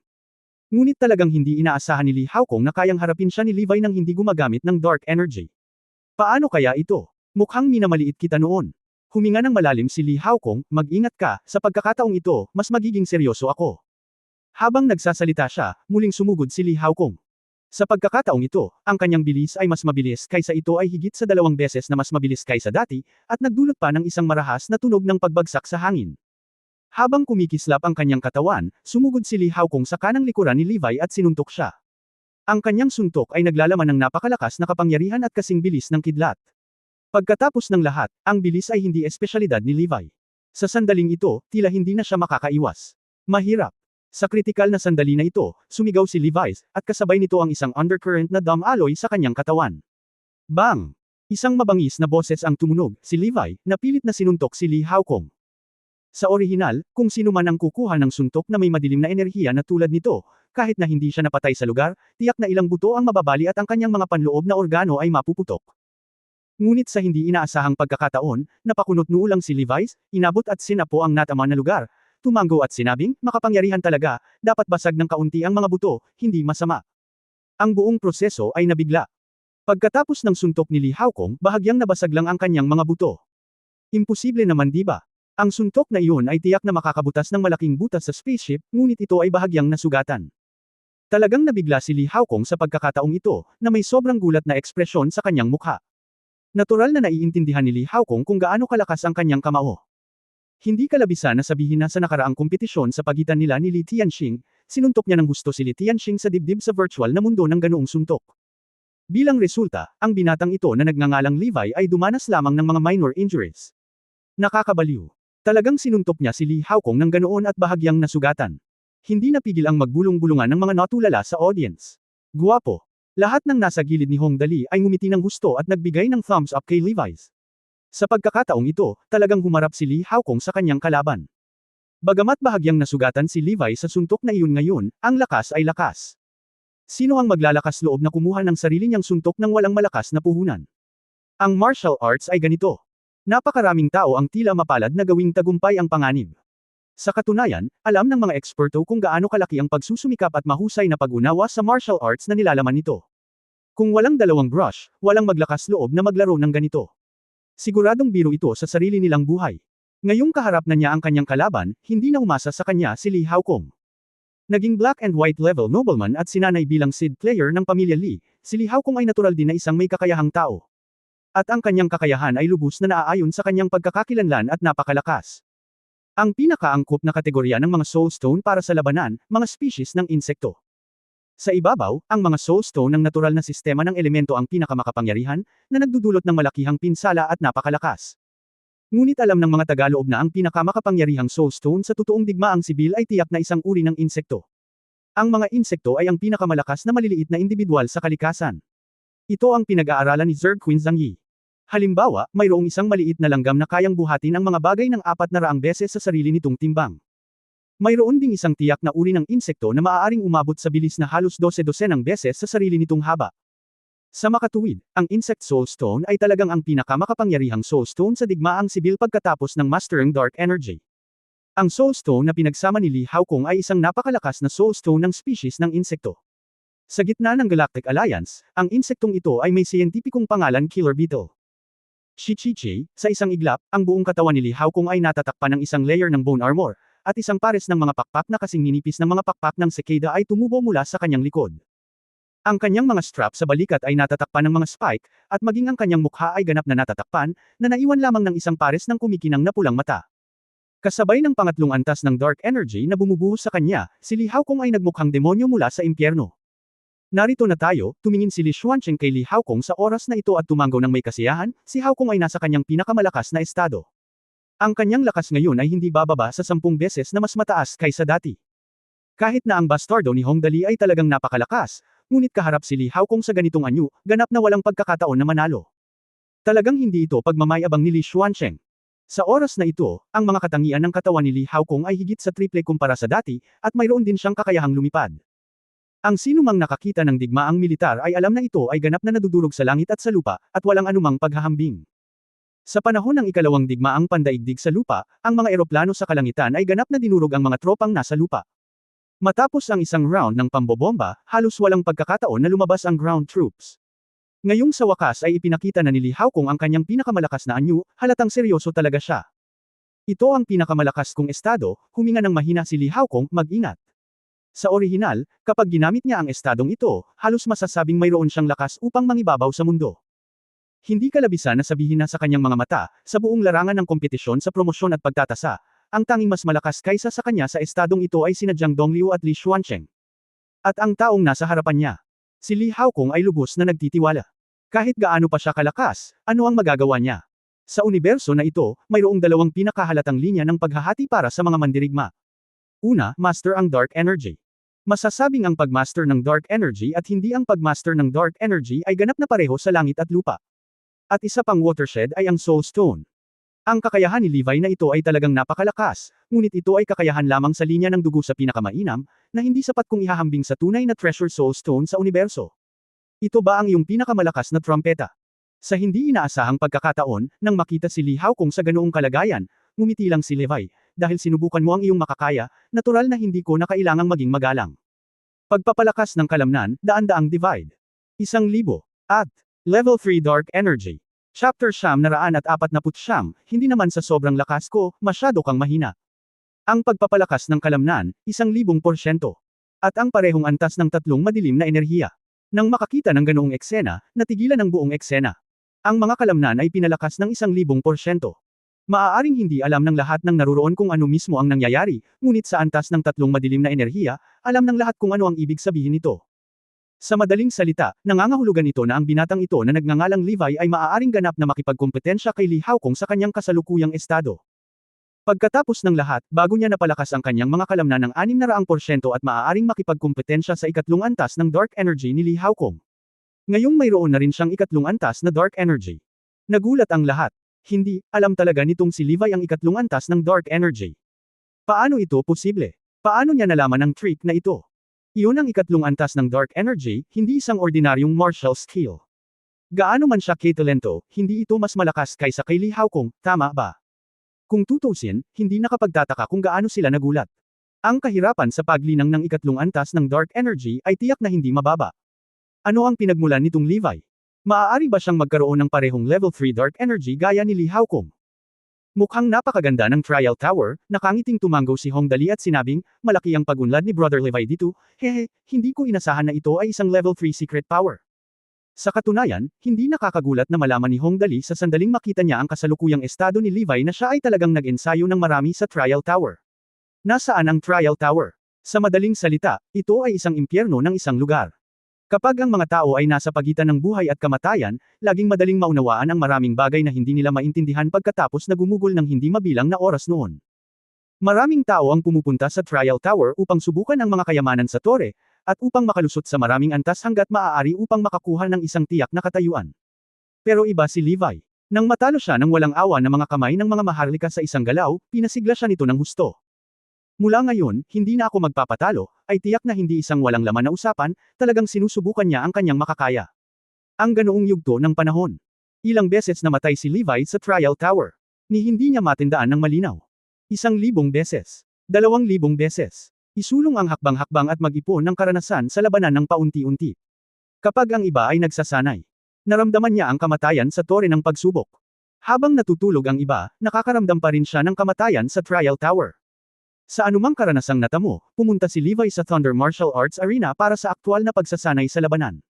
Hindi kalabisan na sabihin na maliban sa pagkain at pagtulog sa napakaikling oras araw-araw, si Levi's ay nagsasanay sa buong panahon. Magsanay talaga na parang itinaya mo ang iyong buhay. Sa makatuwid, kumpara noong una siyang dumating sa gitna ng Galactic Alliance, isang pagmamalabos na sabihin na ang kanyang kasalukuyang estado ay 1,000 beses na mas malakas. Siya ay 100 o 10 beses na mas malakas. Totoo yun at walang duda. Itong Hong Dali, ang sorpresa na ibinigay niya sa atin ngayon ay talagang. Tumingin si Jiang Donglio kay Levi sa bukid, nag-aapoy ang mga mata. Sa ngayon, sa pangunahing lungsod ng Shenluo, maaaring mayroong isang figure na makakalaban ni Li Haokong sa martial arts. Ito ay talagang isang mahusay na bagay. Ang taong ito ay napakalakas. Maging si Li Xuancheng ay kailangang umamin, kung ikukumpara kay Haokong, siya ay talagang hindi mababa. Kung siya ay mababa, hindi siya magiging mababa. Kung kailan talaga siya kumilos sa kanya malalaman. Kaya't si Li Haokong ay wala ng anumang mapagmataas na ekspresyon sa pagkakataong ito. Seryoso niyang tiningnan si Levi's, na ang mga kalamnan ay itim na ngayon at ang kanyang katawan ay kasing laki ng isang makinang pangdigma, at sinabi sa malalim na boses, kailangan kong sabihin, nanalo ka. Ang aking paggalang. Gawin natin ito. Okay. Tumangala si Levi kay Li Haokong sa langit. Bahagya siyang tumalon at saka humakbang sa ere. 6 na anyo. Wu Kangbo. Si Levi's, ang pinuno ng 4 na emperador, ay natural na pinagkadalubhasaan ang Wukongbo sa Blood Demon City. Dahil dito, ang labanan sa pagitan nilang dalawa ay lumipat mula sa lupa patungo sa langit. Magsisimula na ngayon ang tunay na labanan ng lakas. Pareho silang nasa pinakamalakas na estado, at pareho silang may level 3 dark energy. Kapag nagsimula silang mag-away sa oras na ito, talagang pantay-pantay sila, at may mga pagsabog ng mga dagandong na tunog sa buong kalangitan. Si Levi's, na kumokontrol sa 1,000% ng kanyang mga kalamnan, ay napakalakas. Si Li Haokong ay mayroong soulstone transformation ng killer beetle, at siya rin ay pisikal na hindi magagapi. Sa tunggalian na ito, ang bawat suntok at sipa ay bubuo ng nakakatakot na presyon ng hangin, na may walang katapusang mga dagandong, at mga shockwave na nakikita ng mata na tumatawid sa buong field, na parabang ang mga high-explosive na bomba ay sumasabog sa kalangitan. Napatulala ang lahat. Makatuwirang sabihin na ang mga nasasakupan ni Hong Dali ay maaaring manalo ng blue-purple level at kahit purple-black level nobles, ngunit kung pipili ka ng isa ng basta-basta, maaari kang makipagkumpetensya kay Li Hao. Masyado ka sigurong nagbibiro. Kuya, paano pa kami makakapaglaro kung hihilingin mo sa amin na gawin ito? Pagkatapos nitong round ng head-on fighting sa pagitan ni Levi's at Li Haokong, sa susunod na laban, talagang ipinakita ni Levi's ang kanyang karanasan sa pakikipaglaban na nilinang sa gilid ng dalisay na buhay at kamatayan, at tunay na ganap na ginamit ang 6 na galaw sa itaas sa legacy ni Chanji. Lumalangoy si Levi na parang multo. Naglalakad sa kalangitan, si Li Haokong ay hindi dapat madaig. Ang Insect Soulstone mismo ay angkop para sa pakikipaglaban, at gumagalaw din ito sa kalangitan na may mahusay na kakayahang umangkop. Gayunpaman, ang problema ay ang mga lihim na inscription na nilikha ni Mo Chanji, ang unang mandirigma ng East Galaxy, sa kanyang mga huling taon ay pagkatapos ng lahat ng napaka-advanced na martial arts. Kahit na si Li Haokong ay isang henyo, siya ay mas mababa pa rin kay Mo Chanji. Kaya naman, sa pagharap kay Levi's na kasing liksi ng petrol sa langit, kahit paano ginamit ni Li Haokong ang mga anino na nilikha ng 3 antas ng dark energy para gumala sa langit, hindi niya maiwasan ang Levi's na parang uod na nakakabit sa kanyang mga buto. Si Hong Dali ay isang alibughang may halos baluktot na imahinasyon, at maingat na tinukoy ni Levi si Hong Dali sa puntong ito. Bagamat hindi sinasabing kaya niyang makipagsabayan kay Hong Dali sa mga tuntunin ng pagiging aliberga, hindi naman ganoon kahirap maghanap ng ibang landas sa martial arts. Kaya naman, kung sino man ang magtangkang makipagkompetensya sa buhay at kamatayan ni Levi, magkakaroon ng isang wakas, ibitin lamang ang telepono at bumalik sa punto ng muling pagkabuhay ng may kapayapaan ng isip. Kaya naman, gaano man kahirap ang ginawa ni Li Haokong, hindi pa rin nababaligtad ang balanse ng tagumpay. Nakakatakot ang talento ni Levi sa pakikipaglaban. Sa bawat oras na maiiwasan ni Levi ang pag-atake ni Li Haokong ng may perpektong katumpakan, at pagkatapos ay gumanti ng napakaganda. Pagkatapos ng lahat, si Li Haokong ay hindi isang Diyos at hindi maaaring maging walang talo magpakailanman. Hindi mahalaga ang kamalayan, bilis, lakas, reaksyon, paggalaw. Ang hula ni Levi sa mga pag-atake ay hindi nagkakamali. Ang kanyang nakamamanghang pagganap ay nasakop ang lahat, kabilang ang kanyang kalaban na si Li Haokong. Ikaw ay talagang napakalakas, isang master sa mga masters. Pagkabalik mula sa punto ng muling pagkabuhay, taos-pusong pinuri siya ni Li Haokong. Bagamat siya ay natalo, si Li Haokong ay hindi masyadong nadismaya sa pagkatalo sa gayong perpektong kalaban. Hindi nag-abala si Levi's na maging magalang sa kanya. Ilang salita lang ang nasabi niya na agad namang nagdulot ng tuluyang pagbagsak ng lahat sa audience. Hindi naman sa sobrang lakas ko, masyado kang mahina. Tumingin si Levi sa podium. Nakangiti ng mahina, kung ikukumpara sa Young Master, ang aking lakas ay maaari lamang ituring na kapansin-pansin. Napatulala ang buong audience. Walang makapag-aakalang sasabihin talaga ni Levi's na nakatalo kay Li Haokong, na kumpara kay Hong Dali, ang kanyang lakas ay halos hindi katanggap-tanggap. Kung ganito ang kaso, gaano kataas ang lakas ni Hong Dali? Ang ganoong lakas ay maaari lamang ituring na kapansin-pansin. Hindi ba ito masyadong maraming sasabihin? Tama, kahit si Li Haokong nanalo. Evaluation lang yan. Niloloko mo ba ako? Pero totoo, Li Haokong lahat tayo ay natalo, kaya syempre maaari mong sabihin ang anumang gusto mo ngayon. Hindi mabilang na mga tao ang nagbubulungan, ngunit hindi nagtagal, narinig ni Jiang Dongliu sa mga nakatayo ang sinabi ni Levi. Naramdaman ko ang bakas nito. Medyo hindi pangkaraniwang kahulugan. Sa ibabaw, natalo na ni Levi si Li Haokong. Napakagaling talaga. Ngunit kung maghuhukay tayo ng mas malalim. Levi's, biglang nabalisa si Jiang Dongliu, saan mo nakuha itong sikretong aklat ng Dark Energy? Sa wakas ay naalala niya ang isang mahalagang tanong. Secret Code of Dark Energy. Dapat mong malaman na ang lihim na kodigo ng madilim na enerhiya ay isang tunay na sikretong aklat na tanging mga black level na peripheral nobles ang maaaring magsanay. Ang bawat black level peripheral noble ay mayroon lamang isang kopya, at hindi ito maipapasa sa iba. Pero itong Levi, saan mo nakuha ang Secret Code of Dark Energy? Ibinigay ito sa akin ng Young Master. Napakaseryoso nitong tanong. Natural na hindi makapagsinungaling si Levi's at agad na sumagot, nakuha ko ito mula sa Trial Tower. Trial Tower. 25 palapag. Hinawakan ni Jiang Dongliu ang kanyang baba. Kung gaano katagal mo na itong ginagawa? Higit sa 4 na buwan. Magalang na sabi ni Levi. Higit sa 4 na buwan, higit sa 4 na buwan. Hinawakan ni Jiang Dongliu ang balbas sa kanyang baba. Biglang nagkatinginan sila ni Li Xuancheng at sabay na sumigaw, kakabukas pa lang ng Trial Tower sa oras na iyon, tama. Sa isang tunog, ang lahat ay ganap na natigilan. Tumagal ng higit sa 4 na buwan upang makuha ang Dark Energy Secret Book mula sa Trial Tower. Ayon sa yugto ng panahon na ito, kakabukas pa lang ng Trial Tower. At ang pinakamahalagang bagay ay nasa oras na iyon, mayroon lamang isang malakas na tao na maaaring makalusot sa 25 palapag ng Trial Tower sa buong pangunahing lungsod ng Shinra. Ang henyong iyon na lumalaban sa langit na umabot sa 30 palapag na magkakasunod, ang misteryosong lalaki. Hong Dali. Hindi na pinansin ni na Jiang Dongliu at Li Xuancheng ang kanilang imahe, at direktang sinuntok si Hong Dali, na palihim na naghahanda na tumakas sa mga kinatatayuan, ikaw bastard, huwag kang tumakas. Tumigil ka. Huwag mong ipaliwanag sa akin ang bagay na ito ngayon. Hindi ka makakapunta kahit saan. Masyadong malalim, masyado kang malalim ang tinatago mo.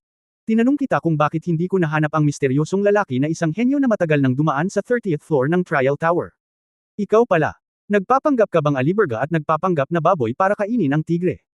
Hiniling ko na magpanggap kang nandito para sa akin. Haha, lalabas muna ako at sisirain ko muna ang pamilya. Tuyong tumawa si Hong Dali, ikumpara mo muna ang sa iyo, ikumpara mo lang sa iyo, huwag kang mag-alala sa akin. Bilang resulta, hindi pa ito sinasabi ni Hong Dali. Pagkatapos nito, ang kanyang kaliwa at kanang mga braso ay hinawakan ni Li Xuancheng at Jiang Dongliu, hanggang sa makumpirma ang bagay na ito, hindi ka makakapunta kahit saan. Biglang nabaliw si Hong Dali, ako ay isang aliberga. Isang aliberga. Pinipilit mo ang iyong sarili na gumawa ng isang bagay na mahirap. Wala akong alam tungkol sa iyo. Hong Dali. Para kay Jiang Chenzo, na nanunood sa podium, ang kanyang mukha ay namutla sa pananabik, maaaring ikaw. Nalantad ang pagkakakilanlan sa kabanata 950. Siyempre, huli na para kay Hong Dali na magsabi ng kahit ano ngayon. Nalantad na ang bagay, at tiyak na hindi siya makakatakas. Iyan ay isang mahusay na tao na nagawang makalusot sa ika-30 palapag ng Trial Tower sa isang araw. Ang Jeshol Hellfire ay minsan pang gumawa ng isang espesyal na paglalakbay upang tanungin si Qingluan, at dumating sa konklusyon na ito ay nireranggo sa nangungunang 5 sa buong Demustar Territory. Anong henyo yan? Ngayon ay tila maaaring lumitaw ang taong ito sa lalong madaling panahon. Paano ito handang tanggapin ng mga tao dito kung hindi nila malalaman? Halika, tingnan natin kung itong Hong Dali na ito ay talagang ang lalaking nakalusot sa ika-30 palapag ng Trial Tower. Hindi malamang. Ganun ba talaga kalakas itong Hong Dali? Sino ang nakakaalam? Anyway, ito ay posible pa rin, pumunta at tingnan. Sa oras na ito, maging promotion assessment man ito o martial artist competition, lahat ng bagay ay dapat isantabi ng tiyak. Ang pinakamahalagang bagay ay suriin ang antas ng Trial Tower ng Hong Dali. Siyempre, tulad ng sinasabi, ang iba ay natutuwa at ang iba ay nag-aalala, at ang iba ay lubos na nagulat. Sa oras na ito, ang isang bumpkin na nagngangalang Li Tianxing ay lubos na natakot, hindi. Imposible, imposible. Oh, paanong si Hong Dali ang nakarating sa ika-30 palapag ng Trial Tower? Sa totoo lang, masama ang pakiramdam ni Li Tianxing ngayon. Kung ibang tao ang may ganitong mga tagumpay, hindi kailanman sasabihin ni Li Tianxing ang anumang bagay, at purihin pa sila. Kung tutuusin, isa siya sa nangungunang 5 superhenyo sa buong DM Star Territory. Kahit na ang mataas na nobleman ng DM Star Territory, si Lord Malong, ay dumating sa pangunahing lungsod ng Shinra partikular para sa taong ito. Kapag nakumpirma na, nangangahulugan ito na ang sobrang henyo na ito ay ibabalik sa DM Star Territory para sa espesyal na pagsasanay. Sa panahong iyon, ang kanyang katayuan ay magiging ilang hakbang na mas mataas kaysa sa mga maharlikang galactic. Pero ngayon sinabi ko na sa kanya. Ang taong ito ay si Hong Dali, ang parehong Hong Dali na nanakit sa kanya nang tumakas siya mula sa larangan ng digmaan nang pumunta siya sa kanyang planeta upang labanan ang Zerg. Paano ito natitiis ni Li Tianxing? Ito ay masasabing isang ganap na pagkamuhi. Walang paraan upang malutas ito. Maghanap ng paraan, dapat humanap ka ng paraan. Si Li Tianxing ay ganap na nataranta. Hinawakan niya ang kamay ng kanyang ama na si Li Hanhong at apurahang sinabi, "Ama, iligtas mo ako." Humanap ng paraan para mailigtas ako kaagad. Hindi katakataka na sabik siya. Sa sandaling ang Hong Dalius kapag tunay na nakumpirma ang kanyang pagkakakilanlan, siya ang walang katulad na henyo na nakalusot sa ika-30 palapag ng Trial Tower. Sa oras na iyon, ang lahat ng kanyang ginawa ay ganap na mapupuksa, kahit na ang kanyang ama na si Li Xuancheng ang pinuno ng 5 emperador. Hindi ko siya kayang protektahan. Ano pa ang masasabi mo sa oras na ito? Si Li Hanhong ay tila 10 taon na sa isang iglap.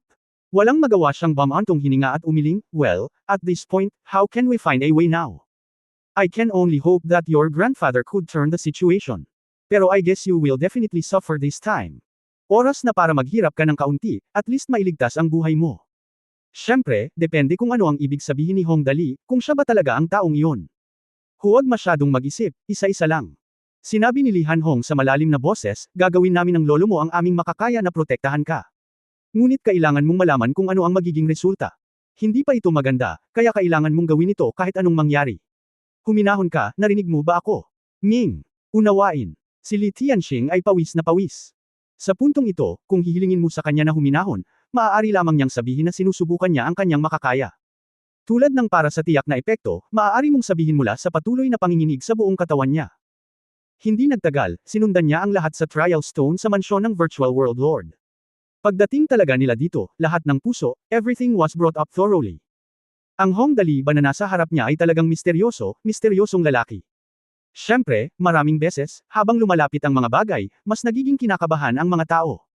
Pagkatapos ng lahat, mas malaki ang pag-asa, mas malaki ang pagkabigo. Ito ay tiyak na hindi isang walang laman na pahayag. Habang hinahanap ang walang katulad na henyo na iyon, nakatagpo ako ng hindi mabilang na mga panloloko, kaya pareho ang naramdaman ng lahat tungkol sa bagay na ito hindi mapalagay. "Well," huminga ng malalim si Jiang Dongliu, "well, huwag na muna kitang tawaging isang masiglang pagsubok.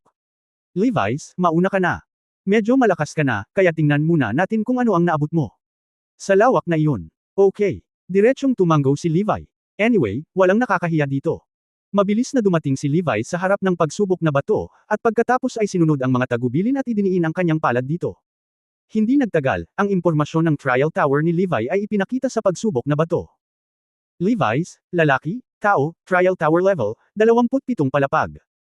Bilang ng mga pagsubok sa unang pass, 63,244 na beses. Sok, nang makita ang Trial Tower level ni Levi, bumantong hininga ang paligid niya. Ang binatang ito na tumalo kay Li Haokong ay talagang umabot sa ika-27 antas ng Trial Tower. At ang bilang ng mga pagtatangka na ginawa niya ay 43,244 na beses. Isa lang itong desperadong pagsisikap. Namatay siya ng mahigit 40,000 beses, at gaano katagal bukas ang Trial Tower na ito? 4 na buwan at higit sa 120 araw. Hindi ba ibig sabihin noon na simula ng buksan ang Trial Tower na ito, si Levi's ay mamamatay dito sa average na higit sa 350 beses bawat araw? Higit sa 43,000 pagkamatay. Si Jiang Dongliu ay tumahimik. Hindi lang siya natahimik, lahat ay natahimik. Nagkaroon ng kabuuang katahimikan sa paligid ng Trial Stone sa buong Trial Square. Gustong magsalita ng lahat, ngunit nalaman ng lahat na hindi nila alam kung ano ang sasabihin. Sa ika-27 palapag lamang, mahigit 40,000 katao ang namatay. Nakita mo na ba lahat? Pagkatapos ng maikling katahimikan, medyo seryoso ang boses ni Jiang Dongliu, Sa mundong ito, ang tagumpay ay hindi kailanman isang swerte. Dahil mismo sa kanyang masipag na pagsasanay kaya niya natalo si Hao Kong at naging ang pinakamalakas sa inyo. 43,000 beses. 43,000 beses para sa 27 palapag lamang. Matapos marinig ang mga salita ni Jiang Dongliu, magagawa ito ng lahat. Wala nang masabi. Higit sa 43,000 pagkamatay, isang average ng higit sa 350 pagkamatay bawat araw, sino ang makakagawa nito? Kadalasan kapag nandito sila, halos maramdaman nila ang kanilang limitasyon pagkatapos mamatay ng 12-dosenang beses sa isang araw. Ngunit kumpara sa Levi's, talagang napakalakas mo. Lumakad pasulong si Li Haokong, puno ng paghanga ang kanyang mukha, kung ikukumpara sa iyo, talagang medyo nakaka-relax ako. Ang iyong tagumpay ay tiyak na hindi isang pagkukunwari. Bukod sa paghanga sa iyo, wala na talaga akong masasabi. Wala na akong masasabi pa. Sa puntong ito, inabot ni Li Haokong at nakangiting sinabi, magkaibigan tayo. Ito ay ganap na walang uliran para sa isang taong tulad ni Li Haokong na aktibong humiling na makipagkaibigan sa kanya. Bagay. Ngunit palaging isinasaisip ni Levi ang relasyon ni Hongdali at Li Tianxing, kaya nag-alinlangan siya sandali, at sa wakas ay piniling tanungin muna ang opinyon ni Hongdali, young master. Congratulations to brother Levi on having a new friend. Itinaas ni Hongdali ang kanyang kilay na may ngiti, ang kaibigang ito ay medyo mahalaga, hehe. Okay. Tuwang-tuwa si Levi, iniunat ang kanyang kamay at kinamayan ng mahigpit si Li Haokong, at tumawa, lahat. Matuto tayo sa isa't isa. Sana kaya mo. Tumawa din si Li Haokong, at nagyakapan ang dalawa. Mangyaring bigyan ako ng ilang payo. Binata, tumingin si Jiang Dongliu sa 2 taong magkayakap sa isa't isa na may napakabait na ekspresyon. Ang tanong na ito ay masasabing isang tanong na labis na ikinakuryos ng lahat ng naruroon. Pagkatapos ng lahat, sa Trial Tower, higit sa 350 katao ang namamatay araw-araw. Walang sino man ang makakamit ang gayong nakakabaliw na pagsasanay ng walang lubos na matatag na paniniwala. Ang aking pananampalataya. Tumingin si Levi's kay Hongdali, na nakatayo na may ngiti sa kanyang mukha. Huminga siya ng malalim at nakangiting sinabi, para sa kapakanan ng Young Master, hindi na ako magpapatalo. Para sa kapakanan ng Young Master. Dahil lang sa mahiwagang Hongdali na ito, napakabaliw ng Levi na ito. Anong uri ng mahiwagang kapangyarihan ang taglay ng Hongdali na ito na maaaring gumawa nito sa mga tao? Haha, parang may kakaibang tao ang galaksi natin. Tumawa si Jiang Dongliu, at pagkatapos ay tumingin sa iba pang mga tao sa paligid ng Hongdali, mayroon pa bang taong handang makita siya? Kung mayroong sinumang may mataas na grado, halika at subukan ito. Huwag masyadong magalang. Anyway, nagulat ang lahat ngayon. Mas mabuting magulat ka. Lahat ng tao sa audience ay tumanggo ng mariin. Para pag-usapan kung ilang palapag na ang naabot niya sa Trial Tower, nahihiya talaga siyang ipakita ang kawalan niya ng lakas sa ganoong okasyon. Ngunit halatang hindi ito siniseryoso ng grupo ng mga pervert sa paligid ng Hongdali. Nagtawanan silang lahat at sunod-sunod na umakyat para ipakita ang kanilang mga nagawa. Pagkatapos ang lahat sa madla ay ganap na bumagsak. Si Liang, ang dog-legged man, ay nasa level 24 ng Trial Tower. Christina, ang Trial Tower ay level 25. Blood Demon, level 25 ng Trial Tower, Tang Moxen, level 24, Li Nianwei, level 24, Lucifer, level 24. Kahit sinong matatalo ay pwedeng umakyat sa ika-24 na palapag. At ito ay talagang wala. Ang pinakanakapahamak na bagay ay ang maliit na lalaking iyon na si Bai Heko, ang antas ng Trial Tower ay kapareho ng Levi's, na isa ring ika-27 palapag. At hindi ito ang pinaka-pervert na bagay. Ang pinaka-pervert na bagay ay ang edad na ipinakita sa pagsubok na bato ng maliit na Bai Heko na ito ay talagang 4 na taong gulang. 4 na taong gulang. Ang ibang tao pa ba ay kumikilos ng may kalokohan sa kanilang mga magulang noong sila ay 4 na taong gulang? Gising pa ba ako ngayon? Isang 4 na taong gulang na bata sa ika-27 palapag ng Trial Tower. Siguro nagising ako sa maling paraan ngayon, isang 4 na taong gulang na bata sa ika-27 palapag. Itong maliit na Bai Heko, ay masyadong masama. Si Li Tianxing, na nakatayo sa karamihan, ay naging berde. Palagi niyang iniisip na siya ang unang henyo ng kabataang henerasyon ng mga maharlikang galactic. Masasabing mayroon siyang napakalakas na lakas laban sa sinumang binata maliban kay Li Haokong. Ngunit ngayon ay napagtanto niya na sa harap ni Hongdali, ang maliit na kakayahan na mayroon siya ay talagang sulit. Napaka-underwhelming. End of this chapter.